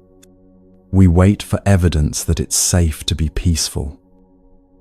We wait for the world to smile at us first. But what if the relationship works in the opposite direction? What if your inner world is the starting point, not the response? What if the quality of your inner state actually creates the quality of your outer experience, rather than simply reacting to it? The Buddha understood this so clearly that he made it the opening words of one of his most famous teachings. All that we are is the result of what we have thought. Not all that happens to us, but all that we are. Our thoughts, our inner posture, our fundamental way of relating to existence, these don't just color our experience of reality. They participate in creating it. This understanding transforms everything. It means you're not a victim of circumstances waiting for life to improve, so you can finally feel better. It means you're a creative participant in the ongoing emergence of your reality, and your inner state is your primary tool of creation. Let me paint a picture of how this works in the most ordinary moments of daily life. Imagine you're walking into a coffee shop on a busy morning. If you enter with an inner state of rush, irritation, and demand, needing your coffee quickly, frustrated by the line, impatient with the process, you create a particular kind of field around yourself. People feel it. The barista feels it. The other customers feel it. And they respond to that energy, often by becoming more hurried, more defensive, more closed themselves. But imagine entering the same coffee shop with an inner state of spaciousness and genuine appreciation. Not because you're forcing positivity or pretending everything is perfect, but because you've remembered something profound about how reality works. You've remembered that your inner state is a gift you give to the world, not a response you wait to receive from it. When you approach the counter with genuine presence, with a real smile that comes from inner fullness rather than outer need, something shifts in the entire interaction. The barista feels seen and appreciated. Other customers relax slightly. The whole environment becomes a little more warm, a little more human, a little more alive. Not because you manipulated anything, but because you offered your inner state as a contribution rather than withholding it until the world proved it deserved your kindness. This is what it means to act from fullness rather than lack. Most of us have learned to hoard our positive inner states, saving them for when external conditions justify their expression. We'll be generous when we feel abundant. We'll be loving when we feel loved. We'll be peaceful when our circumstances become peaceful. But this approach keeps us forever dependent on the outer world for our inner experience. There's an ancient story that illustrates this beautifully. A traveler came to the edge of a town and met an old man sitting by the gate. "What are the people like in this town?" the traveler asked. The old man replied, "What were the people like in the town you just left?" "Oh, they were terrible," the traveler said. "Selfish, unkind, suspicious. I couldn't wait to leave." The old man nodded sadly. "I'm afraid you'll find the people here are much the same." Later that day, another traveler approached the same old man with the same question. "What were the people like in the town you just left?" the old man asked again. "They were wonderful," the second traveler replied. "Kind, generous, welcoming. I was sad to leave such good people." The old man smiled brightly. "You'll find the people here are exactly the same." This story points to something profound about how the world mirrors back to us the quality of consciousness we bring to it. The world is neither inherently kind nor inherently cruel. It's responsive. It reflects back the energy we offer it, amplifies the frequency we broadcast, and participates in creating the reality that matches our inner state. But let's be clear about what this doesn't mean. This isn't about positive thinking or pretending that difficult circumstances don't exist. This isn't about blaming yourself when bad things happen, or believing that you can control everything through the power of thought alone. This is about recognizing something much more subtle and profound. Your inner state, your fundamental way of being present, your quality of attention, your basic posture toward existence, creates a field of influence around you. And this field interacts with the world in ways that often produce experiences that match its frequency. Not always, not mechanically, not in some magical way that overrides the laws of physics, but often enough and consistently enough that learning to work with this principle can transform your daily experience in remarkable ways. The Buddha's teaching that all that we are is the result of what we have thought points to something even deeper than the idea that thoughts create reality. It points to the recognition that consciousness is not separate from what it perceives. The observer and the observed, the experiencer and the experienced, are not two separate things, but aspects of one seamless process. When you truly understand this, you realize that changing your inner state isn't just about feeling better personally. It's about participating consciously in the creation of the world you experience. It's about recognizing that your consciousness is not contained within the boundaries of your skin, but extends out into the world and participates in shaping it. Let me share how this understanding can transform specific areas of your life. In your relationships, instead of waiting for others to be more loving before you open your heart, you can choose to lead with love. Not as a strategy to get love back, but as a recognition that love is something you are, not something you need to receive. When you approach relationships from this place of inner fullness, people respond differently to you. They feel safer to be authentic. They're more likely to show you their own capacity for love.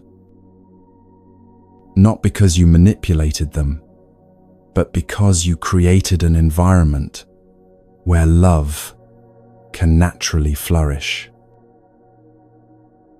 In your work life, instead of waiting for external recognition before you feel confident and capable, you can choose to embody the energy of someone who has something valuable to contribute.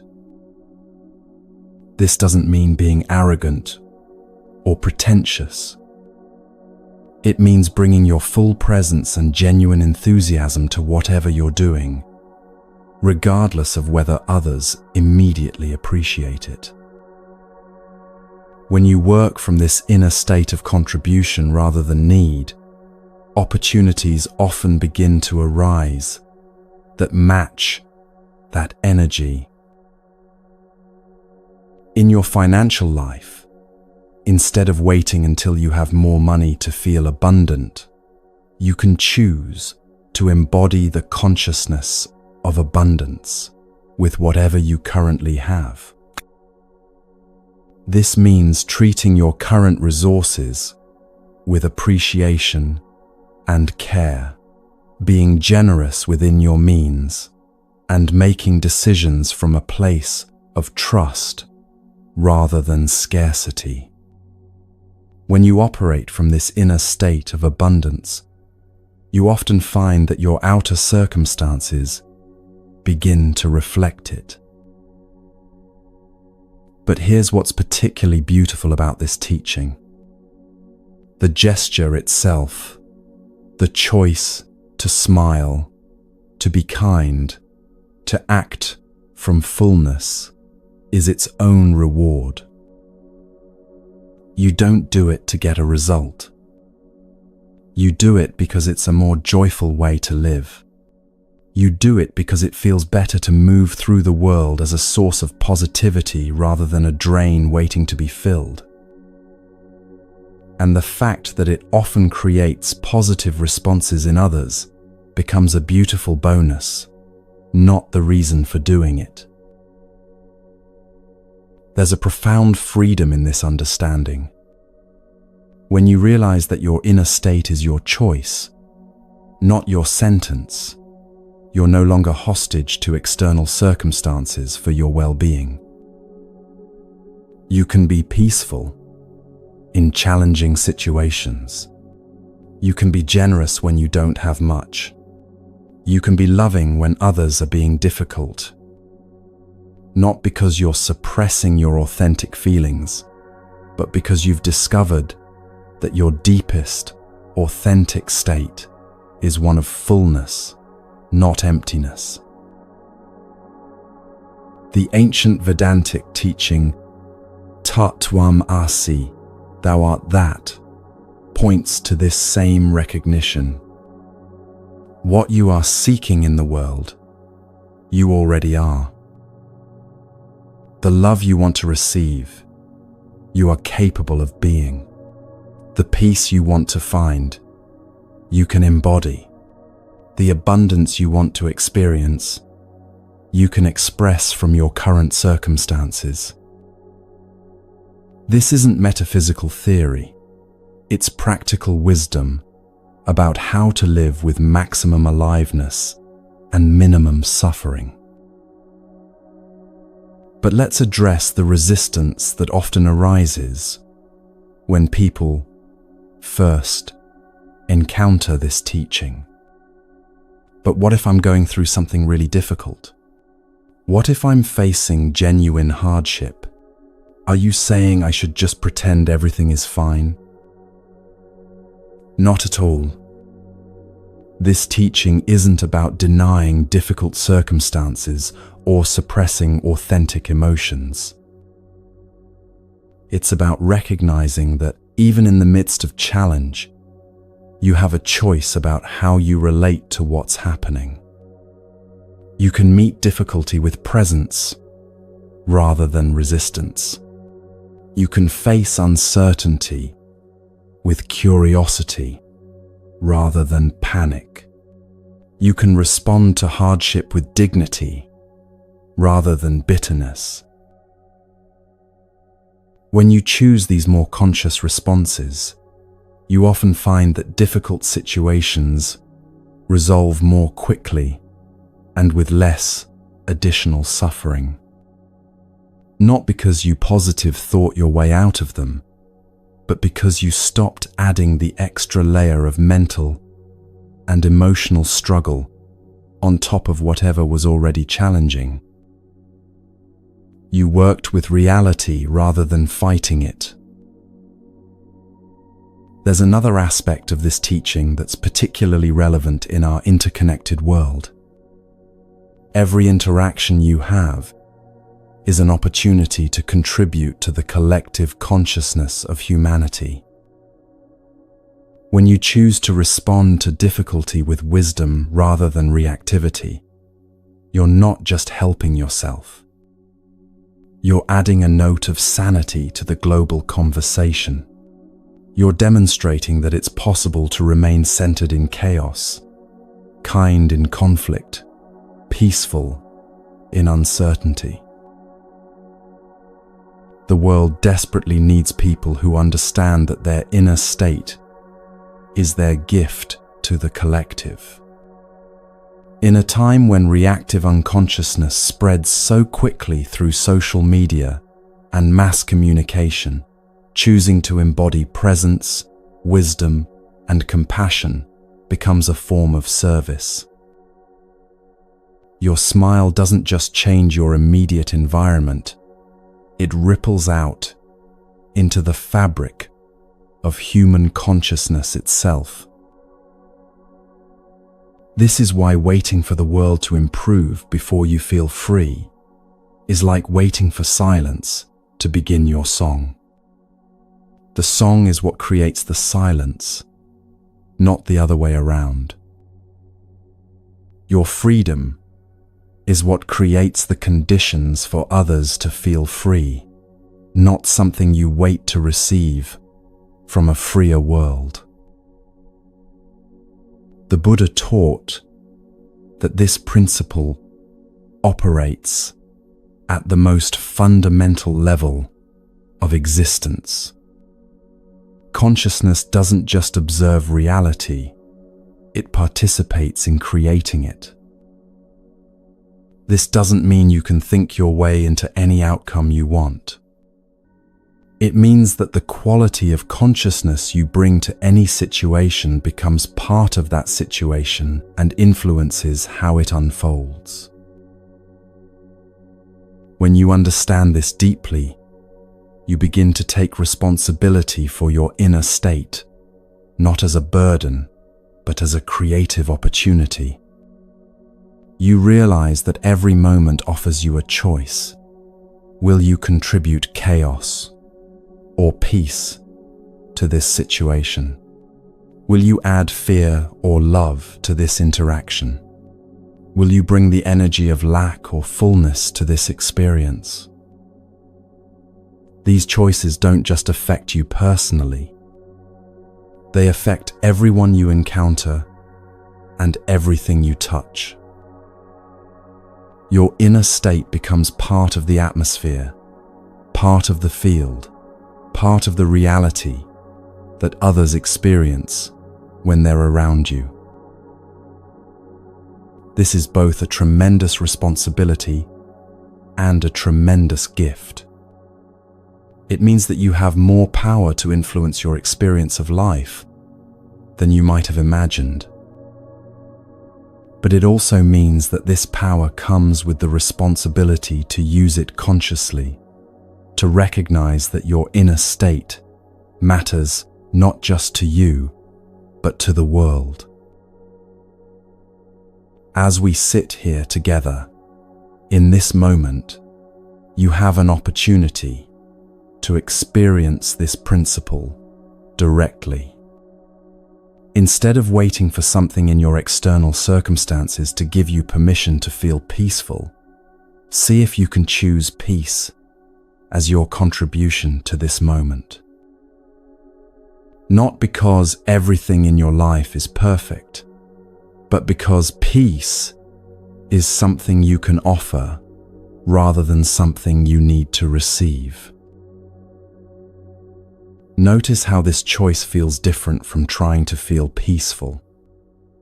When you choose peace as a gift you're giving to the moment, there's no strain in it, no effort to maintain it. It's simply a recognition of what's already available, what you can access anytime you remember that your inner state is your choice, not your sentence. So the next time you find yourself waiting for the world to smile at you first, remember this truth. Your smile, your inner state of appreciation, presence, and fullness is not a response to external kindness. It's a choice, a gift, a creative act that participates in shaping the very reality you experience. You don't smile because the world is kind. You smile, and the world often returns the gesture. so too with abundance, with love, with freedom, with peace.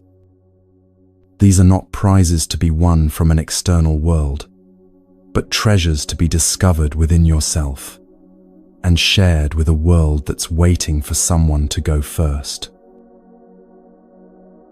And that someone, that person who chooses to embody what they want to see in the world, who acts from fullness rather than waiting for fullness to arrive, that someone can be you, right here, right now. Not because you're special or different, but because you've remembered something that was always true. Your inner world is the starting point, not the response. And from that starting point, everything becomes possible.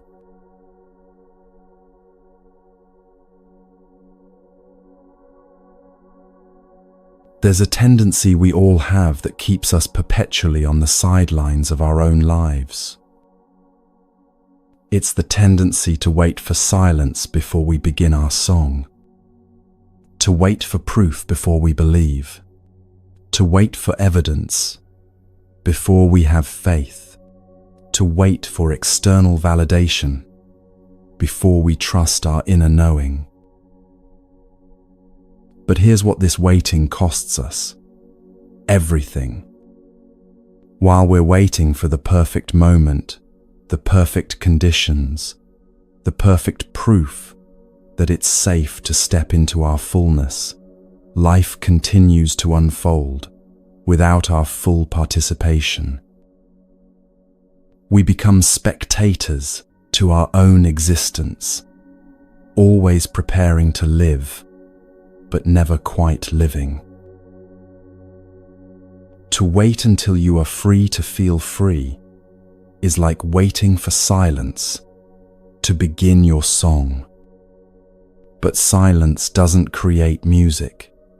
Music creates silence by giving it meaning. In the same way, you don't become free by waiting for freedom to arrive.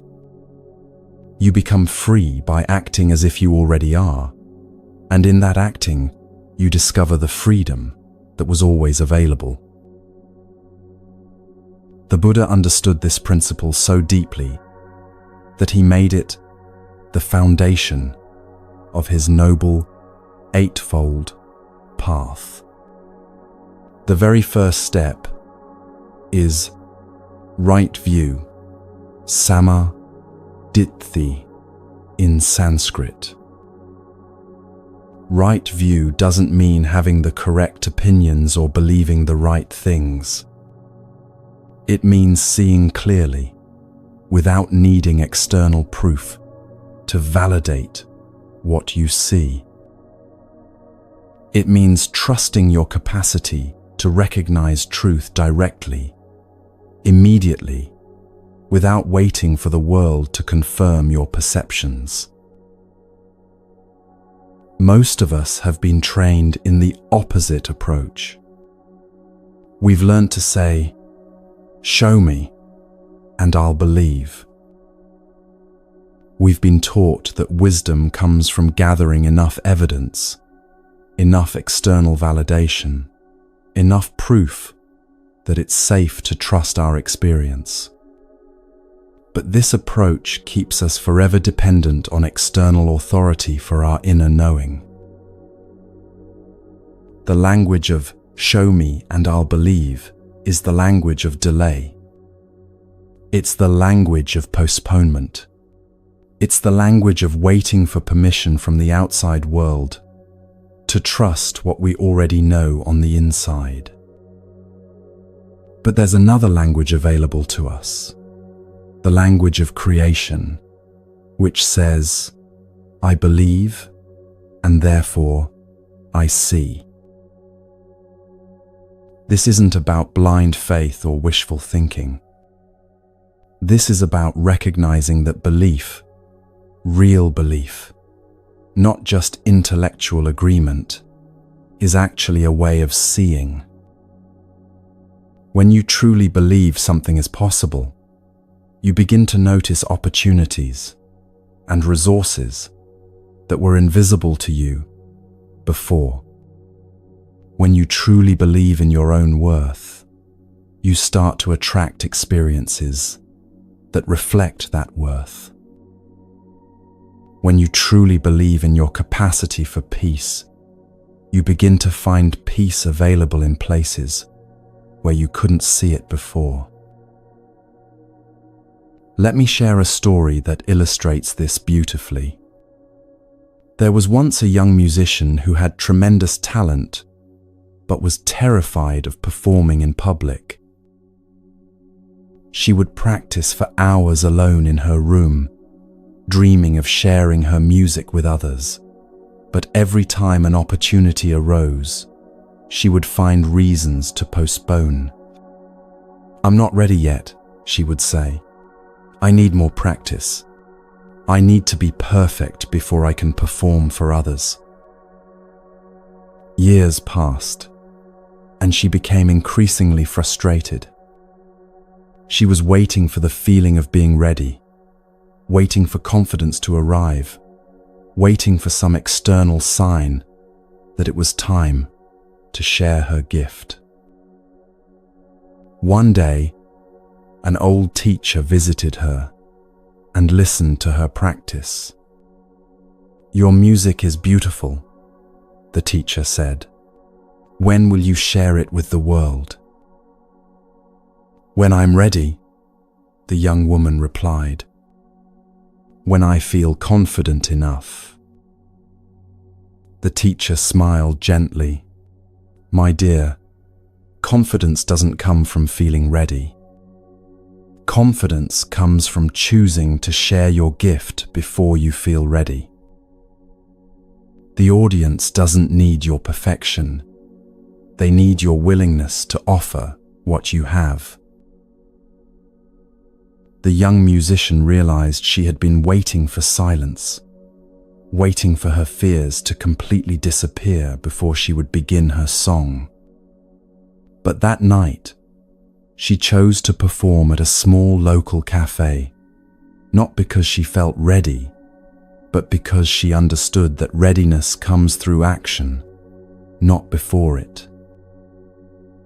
The moment she began to sing, she discovered that her fears and her courage could coexist, that her uncertainty and her gift could be present simultaneously. This is the shift from "show me and I'll believe" to "I believe and therefore I see." The musician didn't wait for evidence that she was good enough. She chose to believe in her worth as an artist and then acted from that belief. And in that acting, she saw things she couldn't see while waiting. She saw that audiences respond to authenticity more than perfection, that vulnerability creates connection, that her imperfections were actually part of her unique gift. The Buddha's teaching on right view points to this same principle, operating at the deepest level of spiritual understanding. He didn't say, "Practice until you feel enlightened, and then you'll know you're enlightened." He said, "See clearly that enlightenment is your nature, and then practice from that recognition." The seeing comes first, not the proof. This is why so many people stay stuck in spiritual seeking for decades. They're waiting for some dramatic experience, some undeniable proof, some external validation that they've made it spiritually. But enlightenment isn't an experience you have, it's a recognition of what you are. And that recognition is available right now, not as the result of future practice, but as the foundation for present moment awareness. Let's bring this understanding into practical daily life. How often do you wait for evidence before you trust yourself? How often do you postpone action until you feel completely confident? How often do you delay expressing your gifts until you're absolutely certain they'll be received well? In relationships, many people wait for proof that they're loved before they fully open their hearts. But love doesn't work that way. Love is something you offer, not something you wait to receive. When you love first, when you open your heart before you have guarantees, you create the space for love to be returned. You become a source of love rather than a seeker of love. In creative endeavors, people often wait until they feel inspired before they begin creating. But inspiration usually comes through the act of creating, not before it. The painter doesn't wait for the perfect image to appear in their mind before they touch brush to canvas. They begin with a willingness to explore, to play, to discover what wants to emerge through the process of creation itself. In pursuing dreams and goals, many wait for circumstances to be perfect before they take action. But circumstances are rarely perfect, and waiting for them to align often means waiting forever. The entrepreneur doesn't wait for guaranteed success before starting their business. The writer doesn't wait for the perfect story before they begin writing. They begin with vision, with possibility, with the willingness to learn and adjust as they go. This is the difference between the language of creation and the language of delay. The language of delay says, "When this happens, then I'll do that." The language of creation says, "I'll do this, and then we'll see what happens." One keeps you waiting, the other keeps you moving.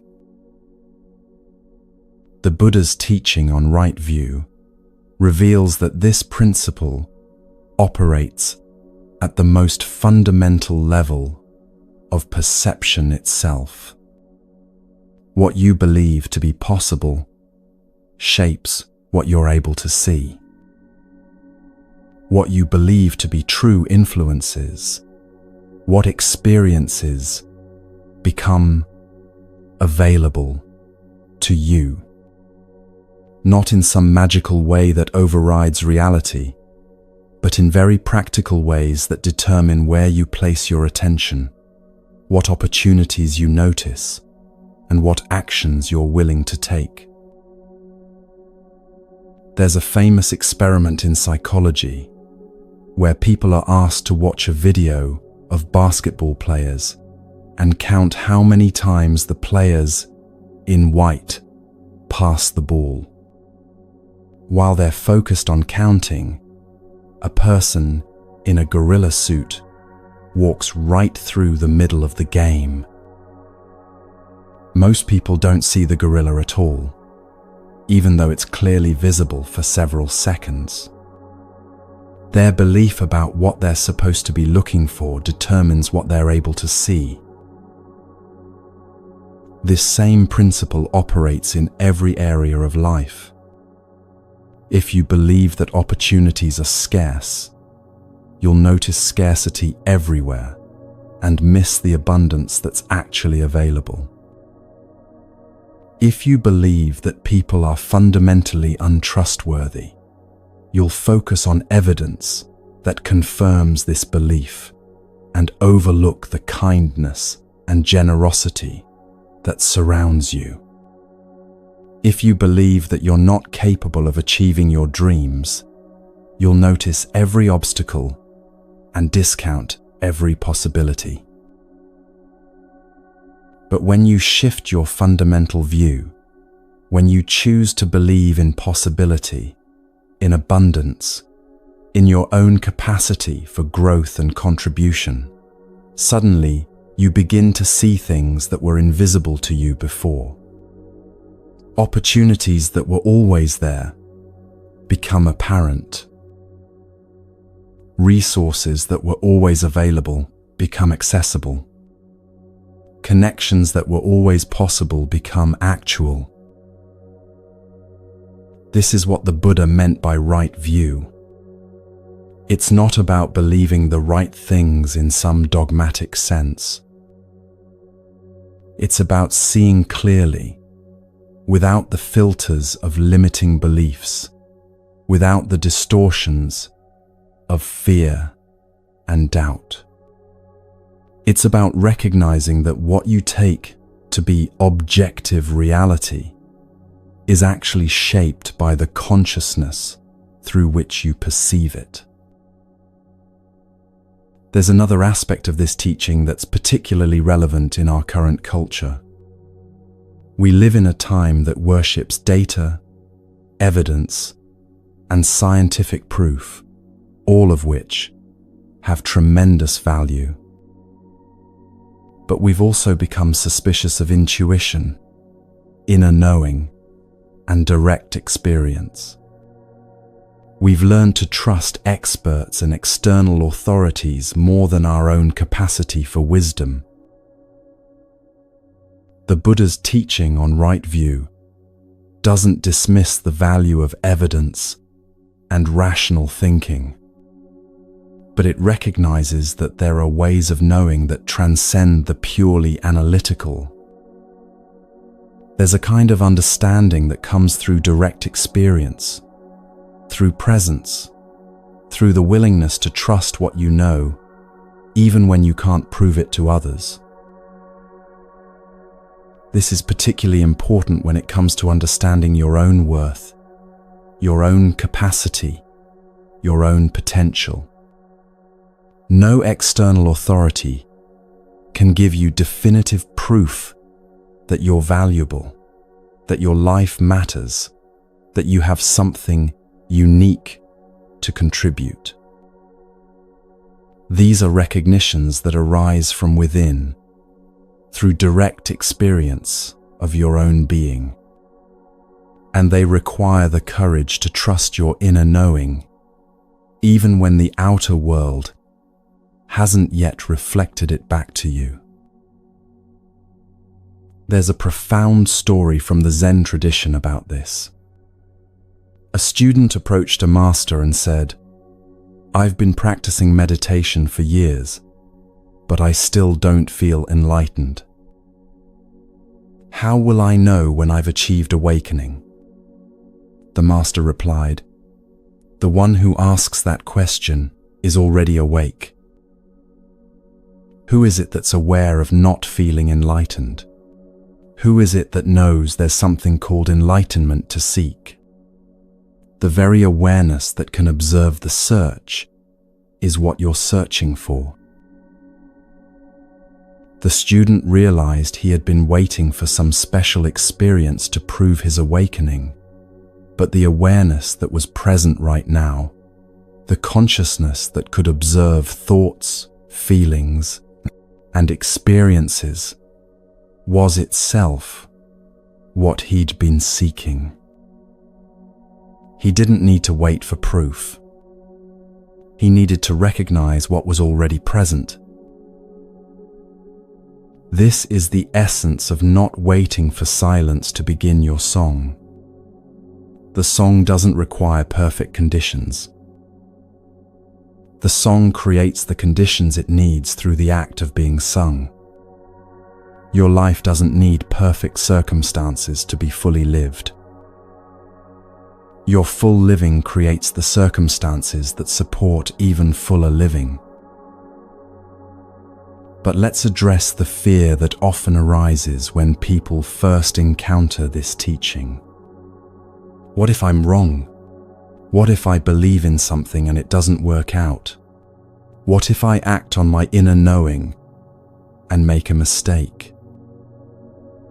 The Buddha's response to this would be simple. What if you're right? What if your inner knowing is actually more reliable than you've been taught to believe? What if the very act of trusting yourself creates conditions that support that trust? What if waiting for external proof keeps you from discovering the tremendous wisdom that's available through direct experience?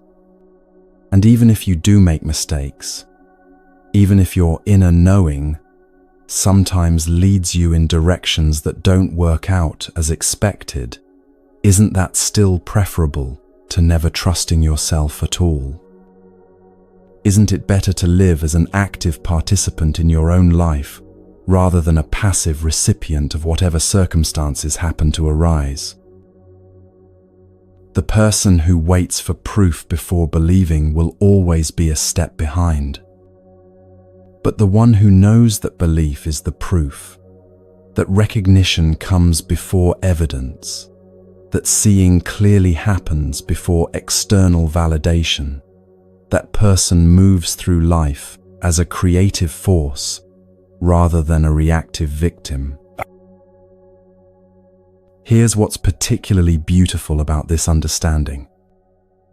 When you stop waiting for permission from the external world to trust your inner knowing, you become available to a kind of guidance that's always been present, but often overlooked. The intuitive hunches, the sudden inspirations, the quiet knowings that arise from deep within, these become trusted companions rather than doubtful whispers. You begin to recognize that you have access to wisdom that doesn't come from books or experts or external authorities. You have access to the same intelligence that moves the planets, grows the trees, and beats your heart. This intelligence doesn't need to prove itself to you before you trust it. It simply needs your willingness to listen, to be present, to act from the clarity that arises in stillness. The Buddha called this right view because it's the foundation for all skillful action. When you see clearly, when you trust your capacity for direct knowing, you can respond to life from wisdom rather than fear, from presence rather than reactivity, from inner authority rather than external dependency. This doesn't mean you become reckless or ignore practical considerations. It means you balance external information with internal wisdom, practical planning with intuitive guidance, careful thinking with direct knowing. You become someone who can navigate the world skillfully while remaining connected to the deeper intelligence that's always available within. As we continue this journey together, we're going to explore what it means to live from this kind of inner authority, to make decisions from presence rather than fear, to act from vision rather than circumstance, to sing your song before the silence comes. But for now, just notice where in your life you might be waiting for proof before you believe. Where are you postponing action until you feel completely ready? Where are you waiting for external validation before you trust your inner knowing? And then consider this possibility. What if you already have everything you need to take the next step? What if your inner knowing is actually more reliable than you've been taught to believe? What if the very act of trusting yourself creates the evidence you've been waiting for?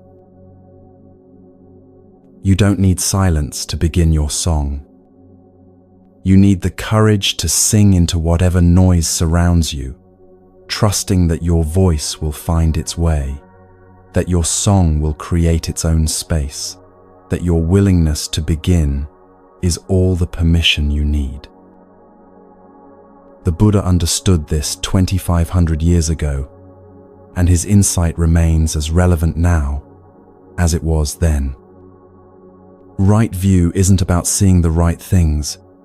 It's about seeing clearly, without waiting for the world to give you permission to trust what you see.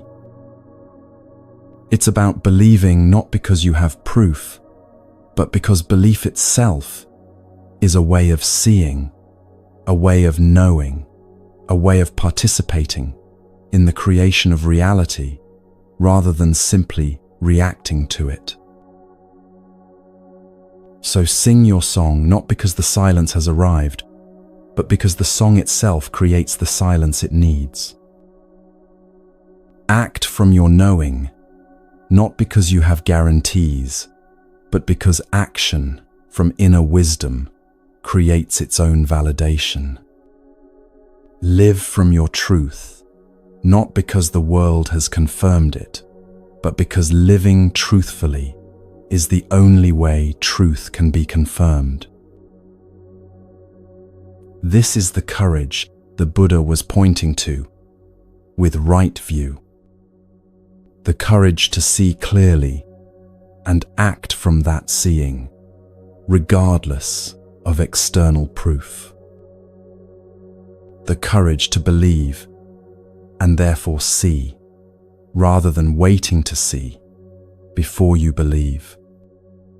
The courage to sing your song into whatever silence or noise surrounds you, trusting that the act of singing is its own justification, its own proof, its own perfect and complete expression of what it means to be fully alive.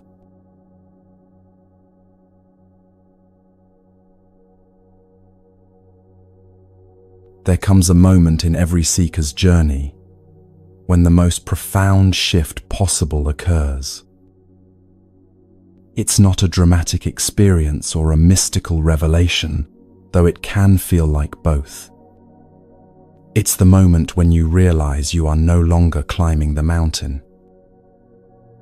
You are realizing you are the mountain. This shift changes everything, yet on the surface, nothing changes at all. There's a beautiful Zen teaching that captures this perfectly. Before enlightenment, chop wood, carry water. After enlightenment, chop wood, carry water. The activities remain the same, but the one who performs them has undergone a fundamental transformation in understanding. For most of our lives, we operate from the assumption that we are separate individuals climbing towards some distant goal. We see ourselves as limited beings trying to reach unlimited states, as incomplete souls seeking completion, as lost travelers trying to find our way home.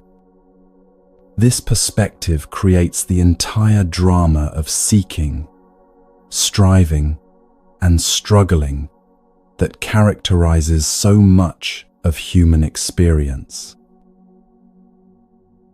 But what if this fundamental assumption is mistaken? What if you are not a climber on the mountain of existence, but the mountain itself, temporarily forgetting its own vastness? What if the goal you've been seeking is not separate from the seeker, but is the very nature of the one who seeks? This recognition doesn't come through more effort, more practice, or more knowledge. It comes through a simple shift in perspective, like suddenly recognizing that what you thought was a rope in the dim light was actually a snake, or what you thought was a snake was actually a rope. The facts on the ground don't change, but your entire relationship to them transforms completely. Let me share a story that illustrates this beautifully. There was once a wave that spent its entire existence trying to reach the ocean. It would rise as high as it could, stretch as far as possible, always believing that somewhere ahead lay the vast ocean it longed to join. The wave would look at other waves and feel envious of those that seemed closer to their oceanic destination. It would crash against shores with tremendous effort, always hoping that this time, this crash would finally deliver it to the ocean of its dreams. One day, exhausted from all its seeking, the wave became very still. In that stillness, something dawned on it with perfect clarity. It had never been separate from the ocean for even one moment. Every drop of its being was already ocean. Every movement it had ever made was the ocean moving. Every moment of seeking the ocean had been the ocean seeking itself. The wave realized it wasn't trying to reach the ocean. It was the ocean temporarily taking the form of a wave. This is the shift from climbing to being, from seeking the mountain to recognizing that you are the mountain.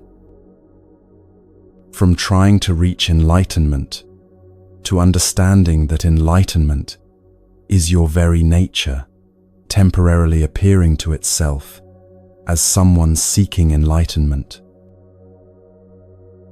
The Buddha pointed to this recognition when he taught about Buddha nature, the understanding that what you are seeking, you already are. Not as a potential to be developed, but as a present reality to be recognized. The mountain doesn't need to climb itself to reach its peak. It simply needs to recognize that it is already the peak, the slope, the base, and the entire geological foundation. But let's bring this understanding down from the realm of metaphor into the practical reality of daily life. What does it mean to live from the recognition that you are the mountain rather than the climber? First, it means understanding that reality is not a linear path, but a field of infinite possibilities. When you think of yourself as a climber, you imagine that there's only one route to the top, one correct way to reach your goals, one proper sequence of steps to achieve fulfillment. But when you recognize yourself as the mountain, you see that every possible path exists simultaneously. Every version of yourself, the confident one, the peaceful one, the creative one, the loving one, already exists within the vast field of your being. This shift eliminates the anxiety of linear time. You no longer worry about being behind schedule or missing opportunities, because you understand that in the timeless dimension of your being, every possibility is eternally present. The version of yourself that has everything you desire isn't somewhere in the future waiting to be reached. It exists right now in the infinite field of potential that you are. Let me illustrate this with something you can experience directly. Right now, as you listen to these words, there's a part of you that feels peaceful. You don't have to create this peace or work toward it or earn it. You simply have to recognize that it's already present, already accessible, already part of your nature. Peace isn't something you climb toward. It's something you are, temporarily appearing to yourself as someone seeking peace. The same is true for every quality you've ever desired. Confidence, love, creativity, wisdom, abundance, these aren't distant peaks to be climbed. They're already present in the vast field of your being, waiting not to be achieved, but to be recognized and expressed. This understanding completely transforms how you approach goals and dreams. Instead of asking, "How can I become confident?" you ask, "How can I express the confidence that's already here?" Instead of seeking love from others, you explore, "How can I share the love that I am?" Instead of trying to find your purpose, you investigate, "How can I express the unique essence that's already complete within me?" The Zen teaching about chopping wood and carrying water points to something profound about this shift.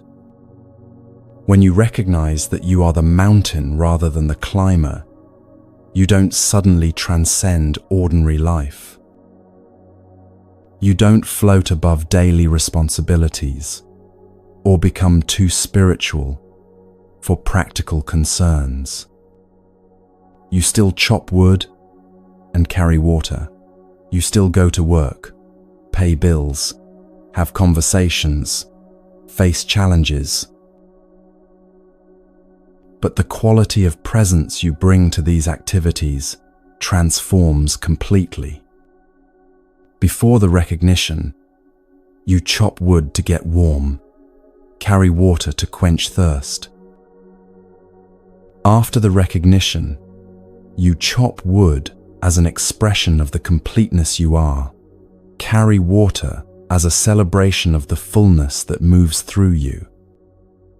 The actions remain the same, but they become expressions of being rather than attempts to become.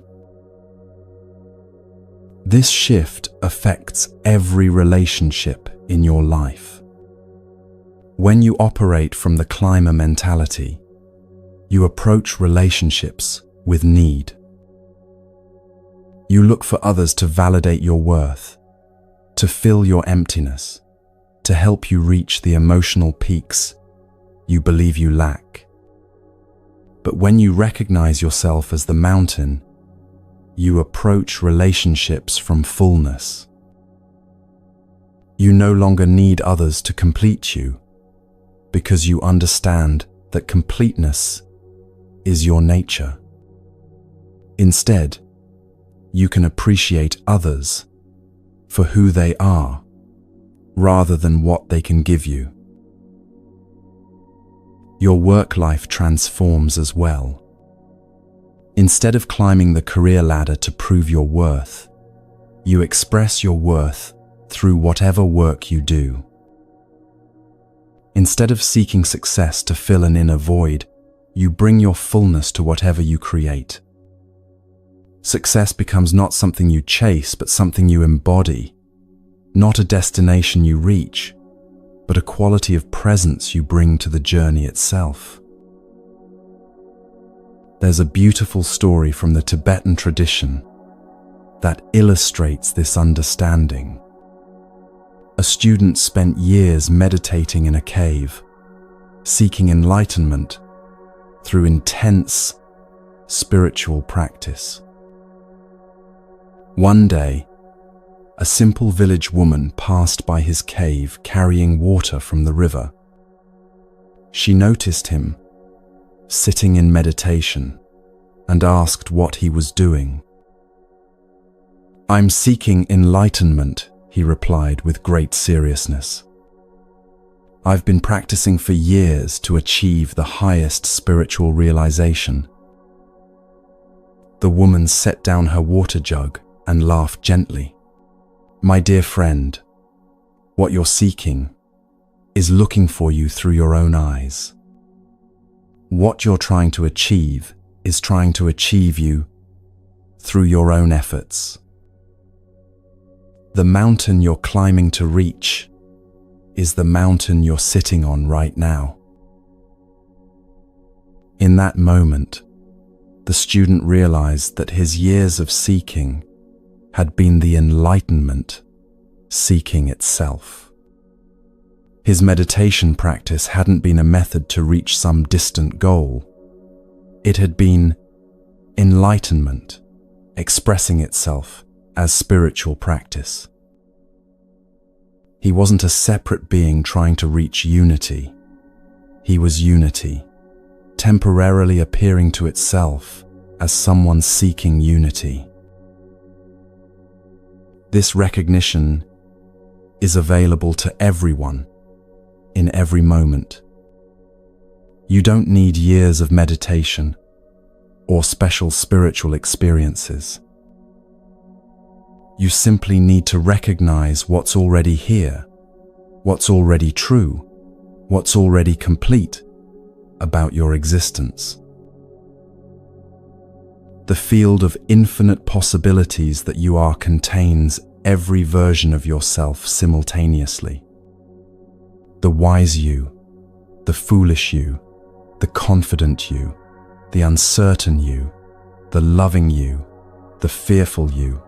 All of these exist right now in the timeless dimension of your being. They're not different people you might become in the future.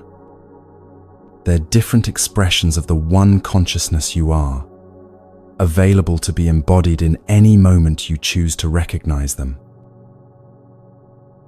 This understanding eliminates the concept of wasted time.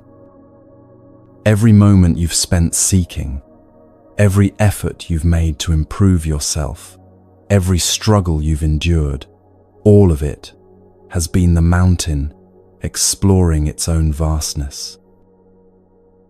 There have been no mistakes, no detours, no wrong turns. There has only been consciousness appearing to itself in countless forms, each one perfect in its own expression. Even your current challenges and limitations are part of this perfection. The mountain doesn't reject its rocky outcroppings or wish away its steep faces. These apparent obstacles are part of what makes the mountain magnificent, part of what gives it character and depth. In the same way, your struggles and imperfections aren't things to be transcended. They're part of the unique landscape of your being. This doesn't mean you become passive or stop growing. Mountains are constantly changing, weathering, shifting, evolving. But this change comes from their natural expression, not from a sense that they're inadequate, as they are. When you recognize yourself as the mountain, your growth becomes natural expression rather than desperate seeking. You might still set goals, pursue dreams, and work toward various achievements. But these activities arise from the joy of expression rather than the pain of incompletion. You create not because you're lacking something, but because creation is the natural overflow of the fullness you are. You love not because you need to be loved, but because love is the fundamental nature of what you are. The Zen masters understood this so deeply. They would often give their students impossible tasks, like the famous koan of What is the sound of one hand clapping? These weren't meant to be solved intellectually, but to exhaust the mind's attempts to climb toward understanding. When the seeking mind finally collapsed from its own efforts, what remained was the recognition that had always been present. The one who was seeking was what was being sought. This is why enlightenment is often described as both the most extraordinary and the most ordinary thing possible. Extraordinary because it completely revolutionizes your understanding of who and what you are. Ordinary because it changes nothing about your actual nature. It simply recognizes what was always true. You are already the peak you've been trying to reach. You are already the peace you've been seeking. You are already the love you've been hoping to find. You are already the wisdom you've been trying to acquire. Not as concepts to believe in, but as the living reality of what you most fundamentally are. This recognition doesn't require special circumstances or perfect conditions. It's available right now, in whatever situation you find yourself, regardless of how far you feel from any spiritual or personal ideal. The mountain doesn't wait for perfect weather to be a mountain. It is what it is under all conditions, in all seasons, through all changes. As we near the completion of our journey together, we're going to explore what it means to live from this recognition, to chop wood and carry water as the mountain rather than the climber. We're going to discover how ordinary life becomes extraordinary when lived from the understanding that you are not separate from what you seek. But for now, just rest in this possibility. What if you are not a limited being trying to reach unlimited states? What if you are unlimited consciousness, temporarily appearing to itself as someone with apparent limitations? What if the journey you've been on has been consciousness exploring its own infinite nature through the beautiful disguise of being you? You are no longer climbing the mountain. You are realizing you are the mountain. And from this peak that you have always been, every direction leads home, every step is perfect, and every moment is the arrival you've been seeking throughout this entire magnificent, mysterious, completely ordinary, and utterly extraordinary experience of being human. The wood still needs to be chopped. The water still needs to be carried. But now you know who is doing the chopping and carrying. Not a separate someone seeking completion, but completeness itself, joyfully expressing its nature through the simple, sacred activities of daily life. This is the recognition that transforms everything while changing nothing.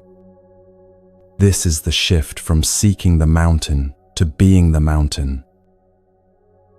This is coming home to what you have never, for even one moment, actually left.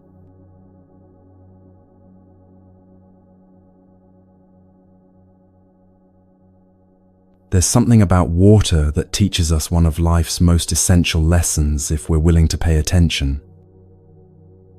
Try to grasp water in your hands, and you'll discover something both frustrating and profound. The harder you squeeze, the more it escapes. The tighter your grip, the faster it slips through your fingers. But cup your hands gently, and water will rest there peacefully, available for whatever purpose you need. This simple truth about water reveals something fundamental about how life itself works. The more you try to force outcomes, the more they seem to elude you. The more desperately you chase happiness, the more it retreats. The more urgently you demand that people love you, the more they pull away. The more you insist that circumstances align with your desires, the more chaotic everything becomes. But when you learn to hold life lightly, when you can want something without grasping it, pursue dreams without demanding them, love people without possessing them, something magical begins to happen. Life starts to flow toward you instead of away from you. Opportunities arise naturally. Relationships deepen organically. Solutions appear in ways you could never have orchestrated through force. The Buddha understood this principle so deeply that he made it the heart of his third noble truth.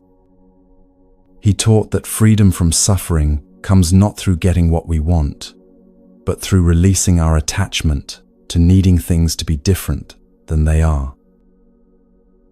This teaching, called Nirodha in Sanskrit, points to a radical shift in how we relate to desire, to outcomes, and to life itself.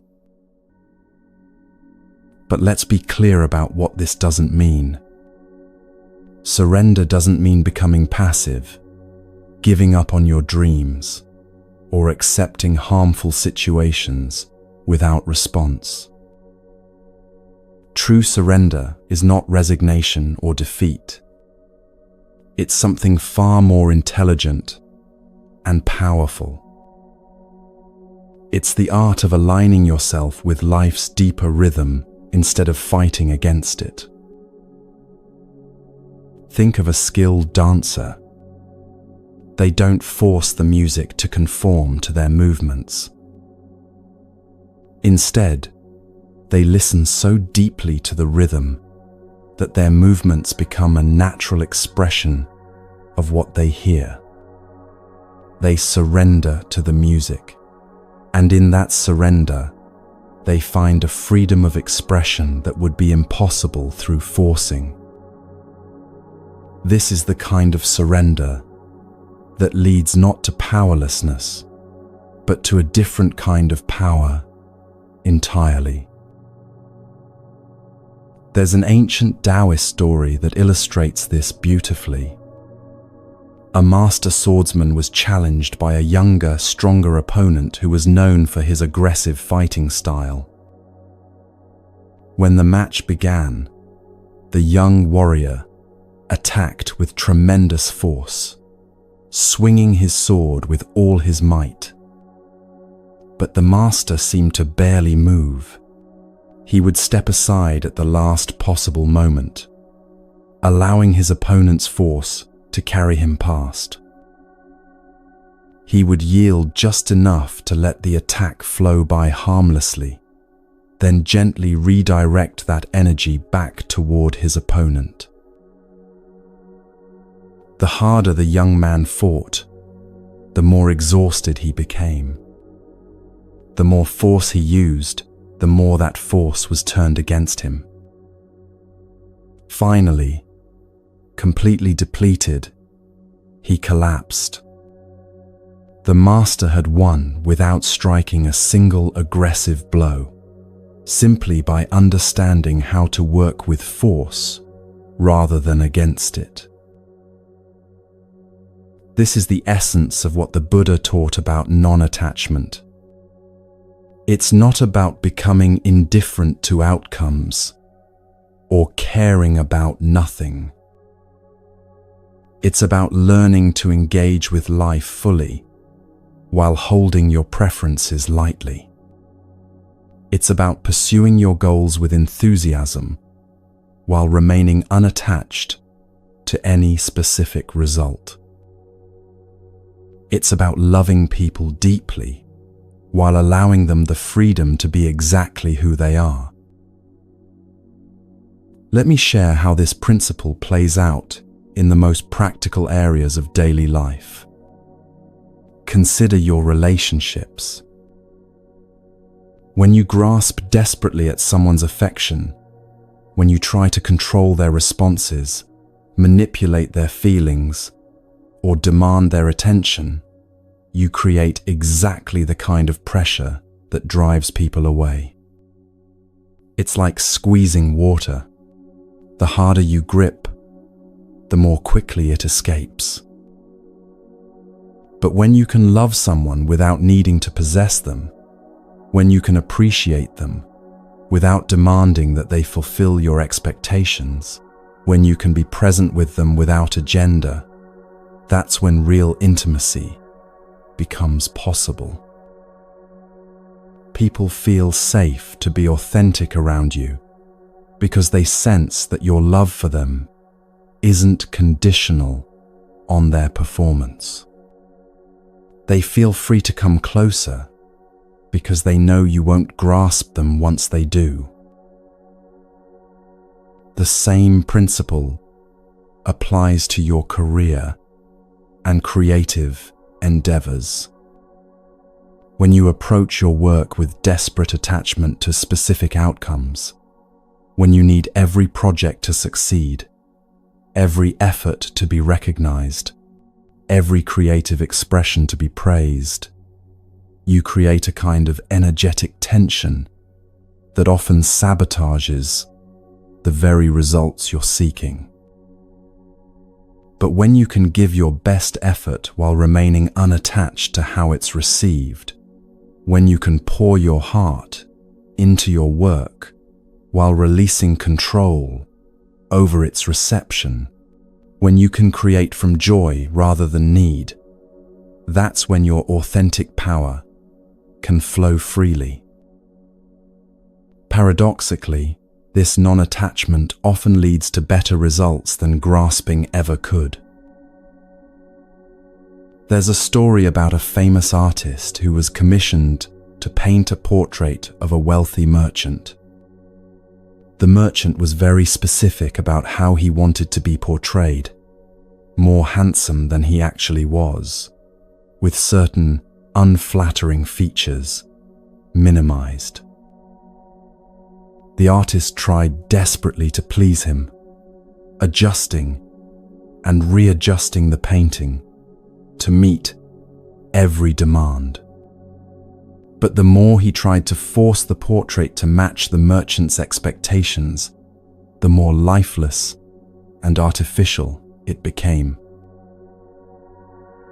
Finally, in frustration, the artist abandoned all attempts to please and simply painted what he saw, the merchant as he truly was, with all his imperfections, but also with the dignity and character that those imperfections revealed.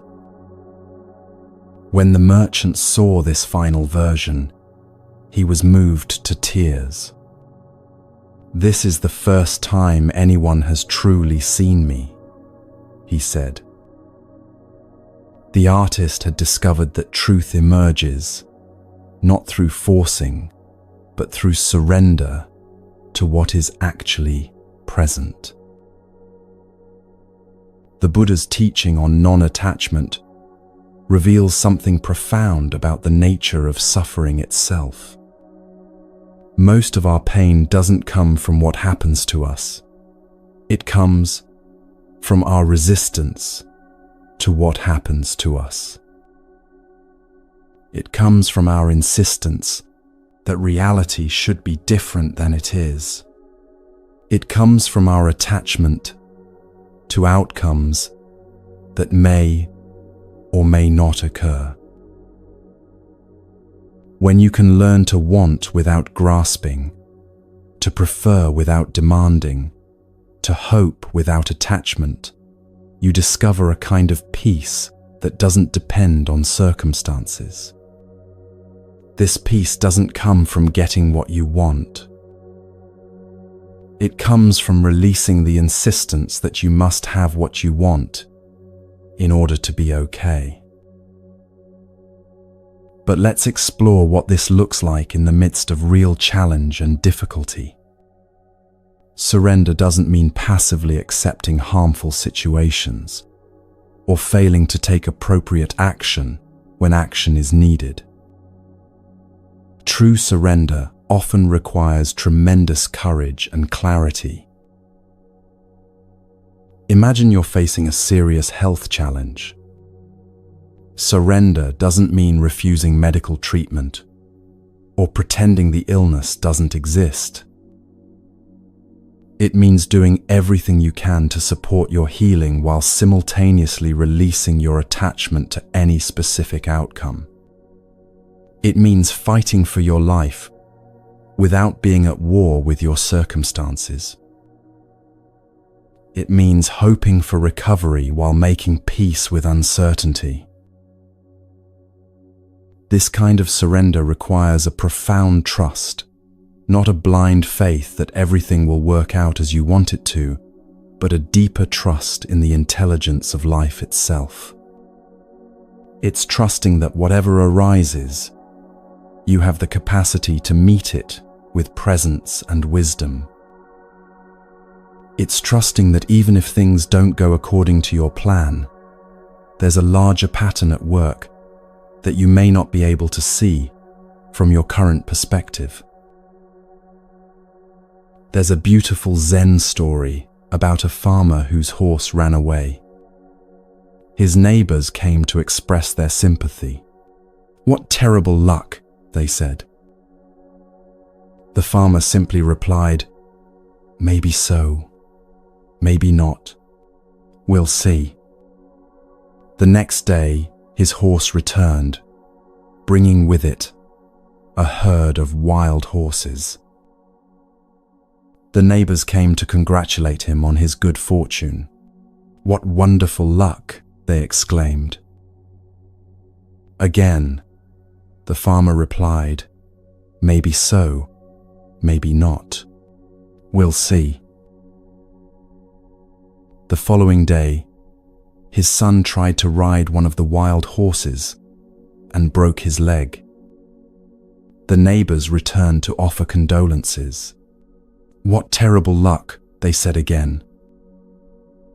"Maybe so, maybe not," the farmer responded. "We'll see." The next week, military officers came to draft young men for war, but they passed over the farmer's son because of his broken leg. Once again, the neighbors gathered, this time celebrating the good fortune. And once again, the farmer simply said, "Maybe so, maybe not. We'll see." This story illustrates the profound wisdom of non-attachment. The farmer wasn't indifferent to what happened. He surely had preferences about his horse, his son's health, and the threat of war. But he had learned to hold all outcomes lightly, understanding that his limited perspective couldn't possibly grasp the full picture of how events would unfold over time. This kind of surrender requires a fundamental shift in how we understand control. Most of us have been taught to believe that we're responsible for making things happen, for forcing outcomes, for controlling circumstances through will and effort. But life reveals again and again that our actual control is much more limited than we imagine. What we can control is our response to what arises. We can control the quality of presence we bring to each moment. We can control whether we meet life with resistance or acceptance, with fear or love, with grasping or openness. And paradoxically, when we focus our energy on what we actually can control rather than what we cannot, we often find that life begins to flow more smoothly. The Buddha's third noble truth points to something even deeper than releasing attachment to outcomes. It points to the recognition that the one who is attached, the ego that grasps and demands and insists, is itself a kind of illusion. When you investigate deeply into who or what is doing the grasping, you often find that there's no solid, separate entity there at all. There's only awareness, only consciousness, only the open space in which experiences arise and pass away. And this awareness has never been attached to anything, has never grasped anything, has never needed anything to be different than it is. It simply observes, simply receives, simply allows everything to be exactly as it is in each moment. When you rest in this awareness, when you identify with the space of consciousness rather than the contents that arise within it, you discover a kind of peace that is completely unshakable. This peace doesn't depend on circumstances being pleasant. It doesn't require problems to be solved or desires to be fulfilled. It exists as the very nature of awareness itself, available in any moment you remember to rest there. But again, this doesn't make you passive or indifferent. From this place of non-attachment, action becomes more skillful, not less. You can respond to situations with clarity rather than reactivity. You can make decisions from wisdom rather than fear. You can engage with challenges from a place of centered presence rather than desperate grasping.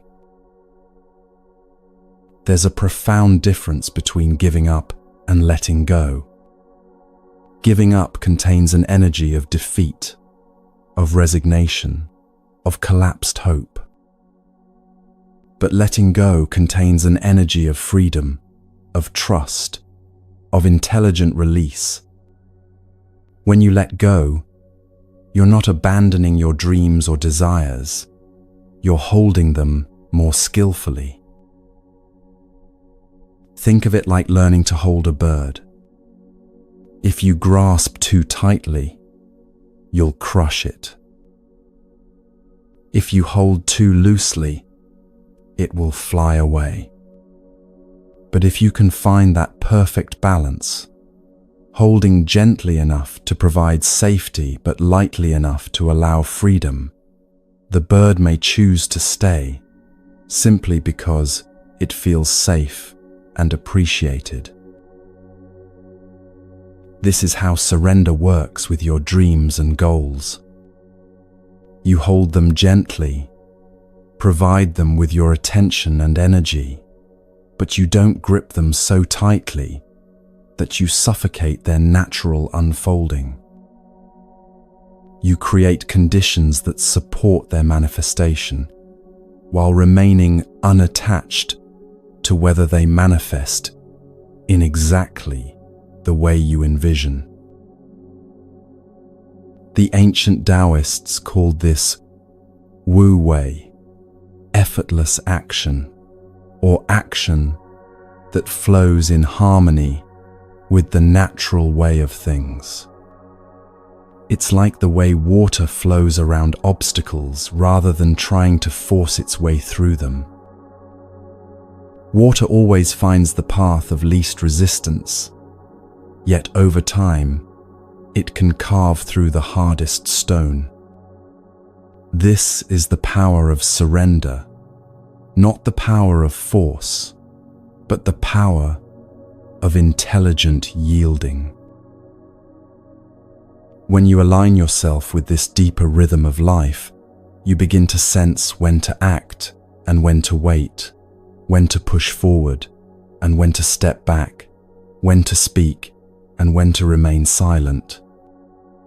You develop what the Buddha called right action, action that arises from wisdom rather than compulsion, from clarity rather than confusion, from love rather than fear. This alignment often requires a period of learning to trust. For those of us who have spent years trying to control outcomes through force and effort, surrender can initially feel terrifying. If I don't make things happen, nothing will happen, the mind protests. If I don't control the outcome, everything will fall apart. But as you begin to experiment with surrender, starting with small, low-stakes situations, you often discover something surprising. Life has its own intelligence, its own timing, its own way of bringing things together in ways you could never have orchestrated. Opportunities arise that you couldn't have created through effort. Solutions appear that you couldn't have thought your way to. Connections form that you couldn't have forced into being. This doesn't mean you become passive or stop taking action. It means your actions begin to flow from inspiration rather than desperation, from intuitive guidance rather than mental calculation, from presence rather than anxiety about the future. There's a story about a master gardener who was asked the secret of his success. "I don't force the plants to grow," he said. "I simply create the conditions that support their natural growth, and then I get out of the way. I water them when they need water, provide sunlight when they need light, protect them from harsh weather when necessary. But I don't try to make them grow faster than their natural rhythm, and I don't try to change their essential nature. I work with their inherent intelligence rather than against it." This is the art of surrender in daily life. You create conditions that support what you want to flourish. You plant seeds through your actions, water them with your attention, provide them with the light of your positive intention.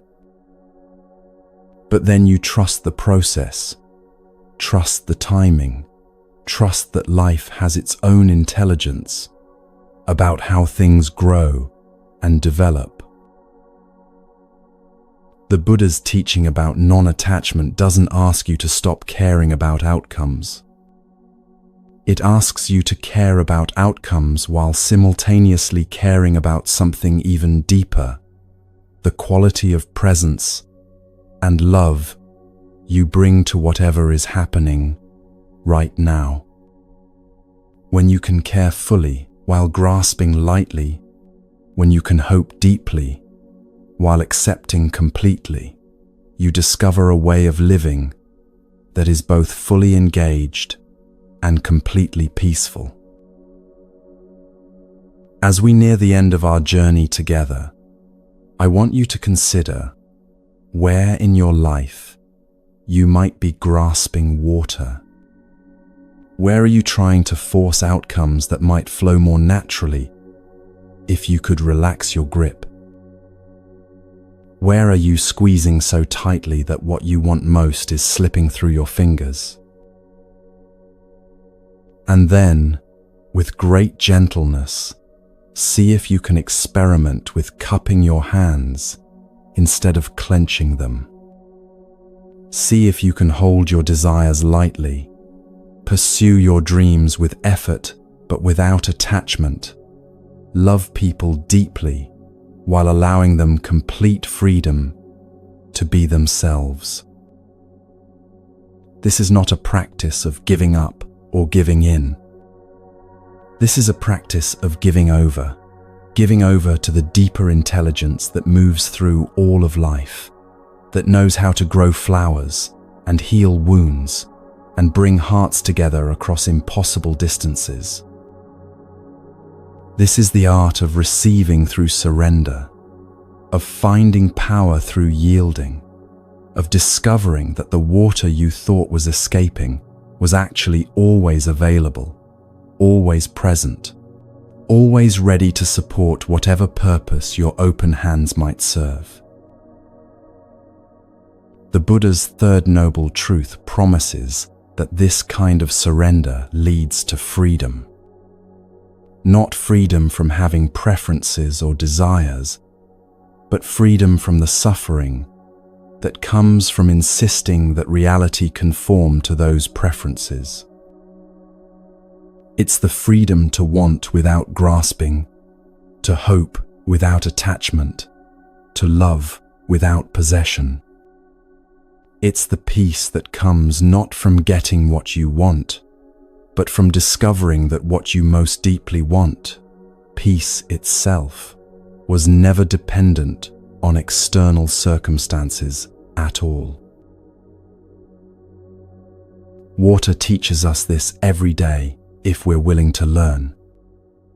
Hold it gently, and it stays. Try to grasp it, and it flows away. But remember, it never really leaves. It simply finds another form, another path, another way to serve the endless circulation of life itself.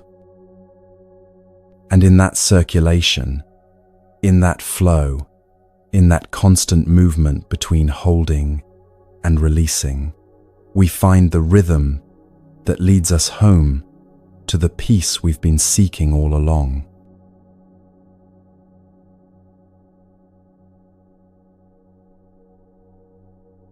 As our journey together draws to a close, I want to share with you one final image that brings everything we've explored into perfect focus.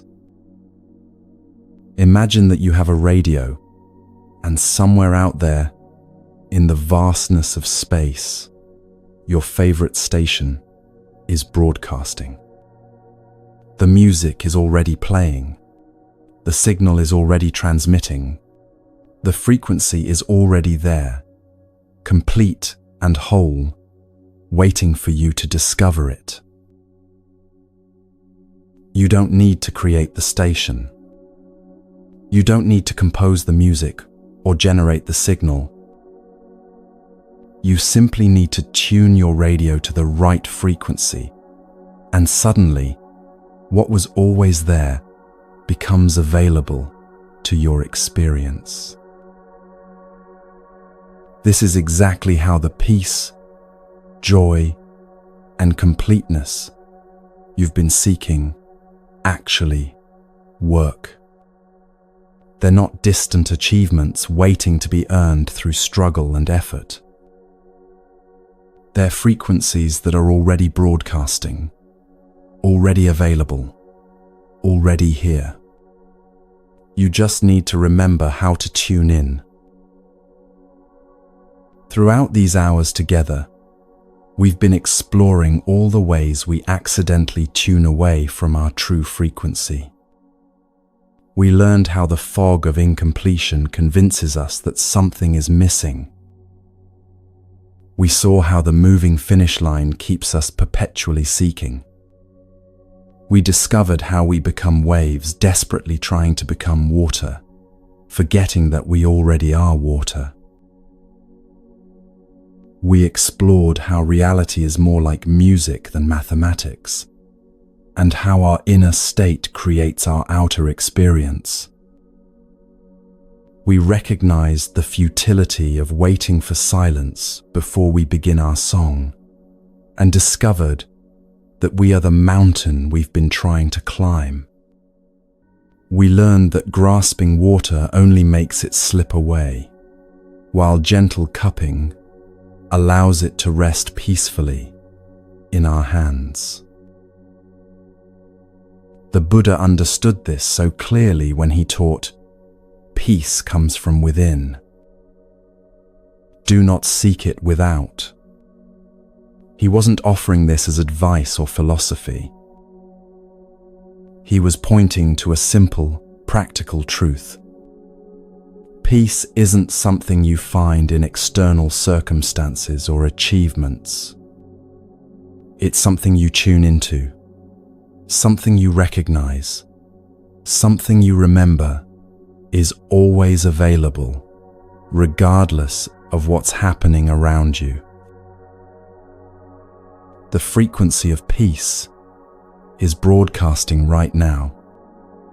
The frequency of love is available in this very moment. The frequency of completeness, of wisdom, of joy, they're all here, all transmitting, all waiting for you to adjust your inner dial and remember how to receive them. This doesn't mean you ignore the practical realities of life or pretend that challenges don't exist. It means you meet those realities from the frequency of peace rather than the frequency of panic. You respond to challenges from the frequency of wisdom rather than the frequency of reactivity. You approach relationships from the frequency of love rather than the frequency of need. And here's what's beautiful about this understanding. The more you tune into these frequencies, the more natural it becomes. Like learning to ride a bicycle, what once required conscious effort becomes effortless presence. You don't have to constantly remind yourself to be peaceful. You simply remember that peace is your natural frequency, and you gently return to it whenever you notice you've drifted away. The radio analogy reveals something profound about spiritual growth. You're not building something from scratch or creating new capacities. You're simply remembering how to tune into what's always been available, how to access what's always been yours. This is why children often seem naturally peaceful before life teaches them to tune into different frequencies. This is why moments of natural beauty can instantly reconnect us to wonder. This is why deep rest can reveal a peace that feels both surprising and completely familiar. We're not creating these experiences. We're tuning into frequencies that never stopped broadcasting. As you continue your journey beyond our time together, remember that you carry this radio with you always. In moments of stress, you can pause and ask yourself, what frequency am I tuned into right now? In times of conflict, you can choose to tune into the frequency of understanding rather than being right. In periods of uncertainty, you can attune to the frequency of trust rather than fear. The tuning process is always gentle. You don't force the dial or wrench it violently from one station to another. You turn it slowly, carefully, listening for the signal to become clearer, for the static to fade away. And suddenly the music emerges, not because you created it, but because you found the frequency where it was always playing. Before we part ways, I want to acknowledge something beautiful that's happened during our time together. Right now, people from all over the world have been listening to these words, tuning into the same frequency of possibility and peace. Whether you're in your bedroom at midnight, walking through a park, or sitting in your car during a break, you've been part of a global community, remembering their way home to themselves.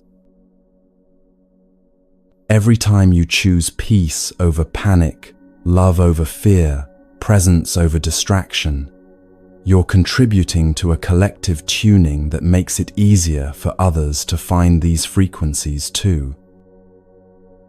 Your commitment to remembering who you truly are isn't just personal.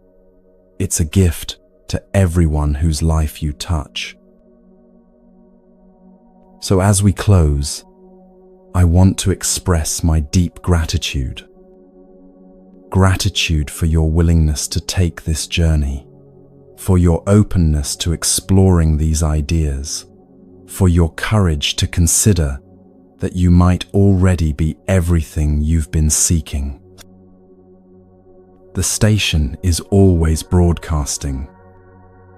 Your true frequency, the frequency of peace, love, wisdom, and completeness, never goes off the air. Sometimes, you'll find yourself tuned into other stations, caught up in the static of worry, or the noise of seeking. That's completely natural, completely human, completely okay. When you notice you've drifted, simply reach for the dial with gentleness and compassion. Turn slowly toward the frequency that feels most like home.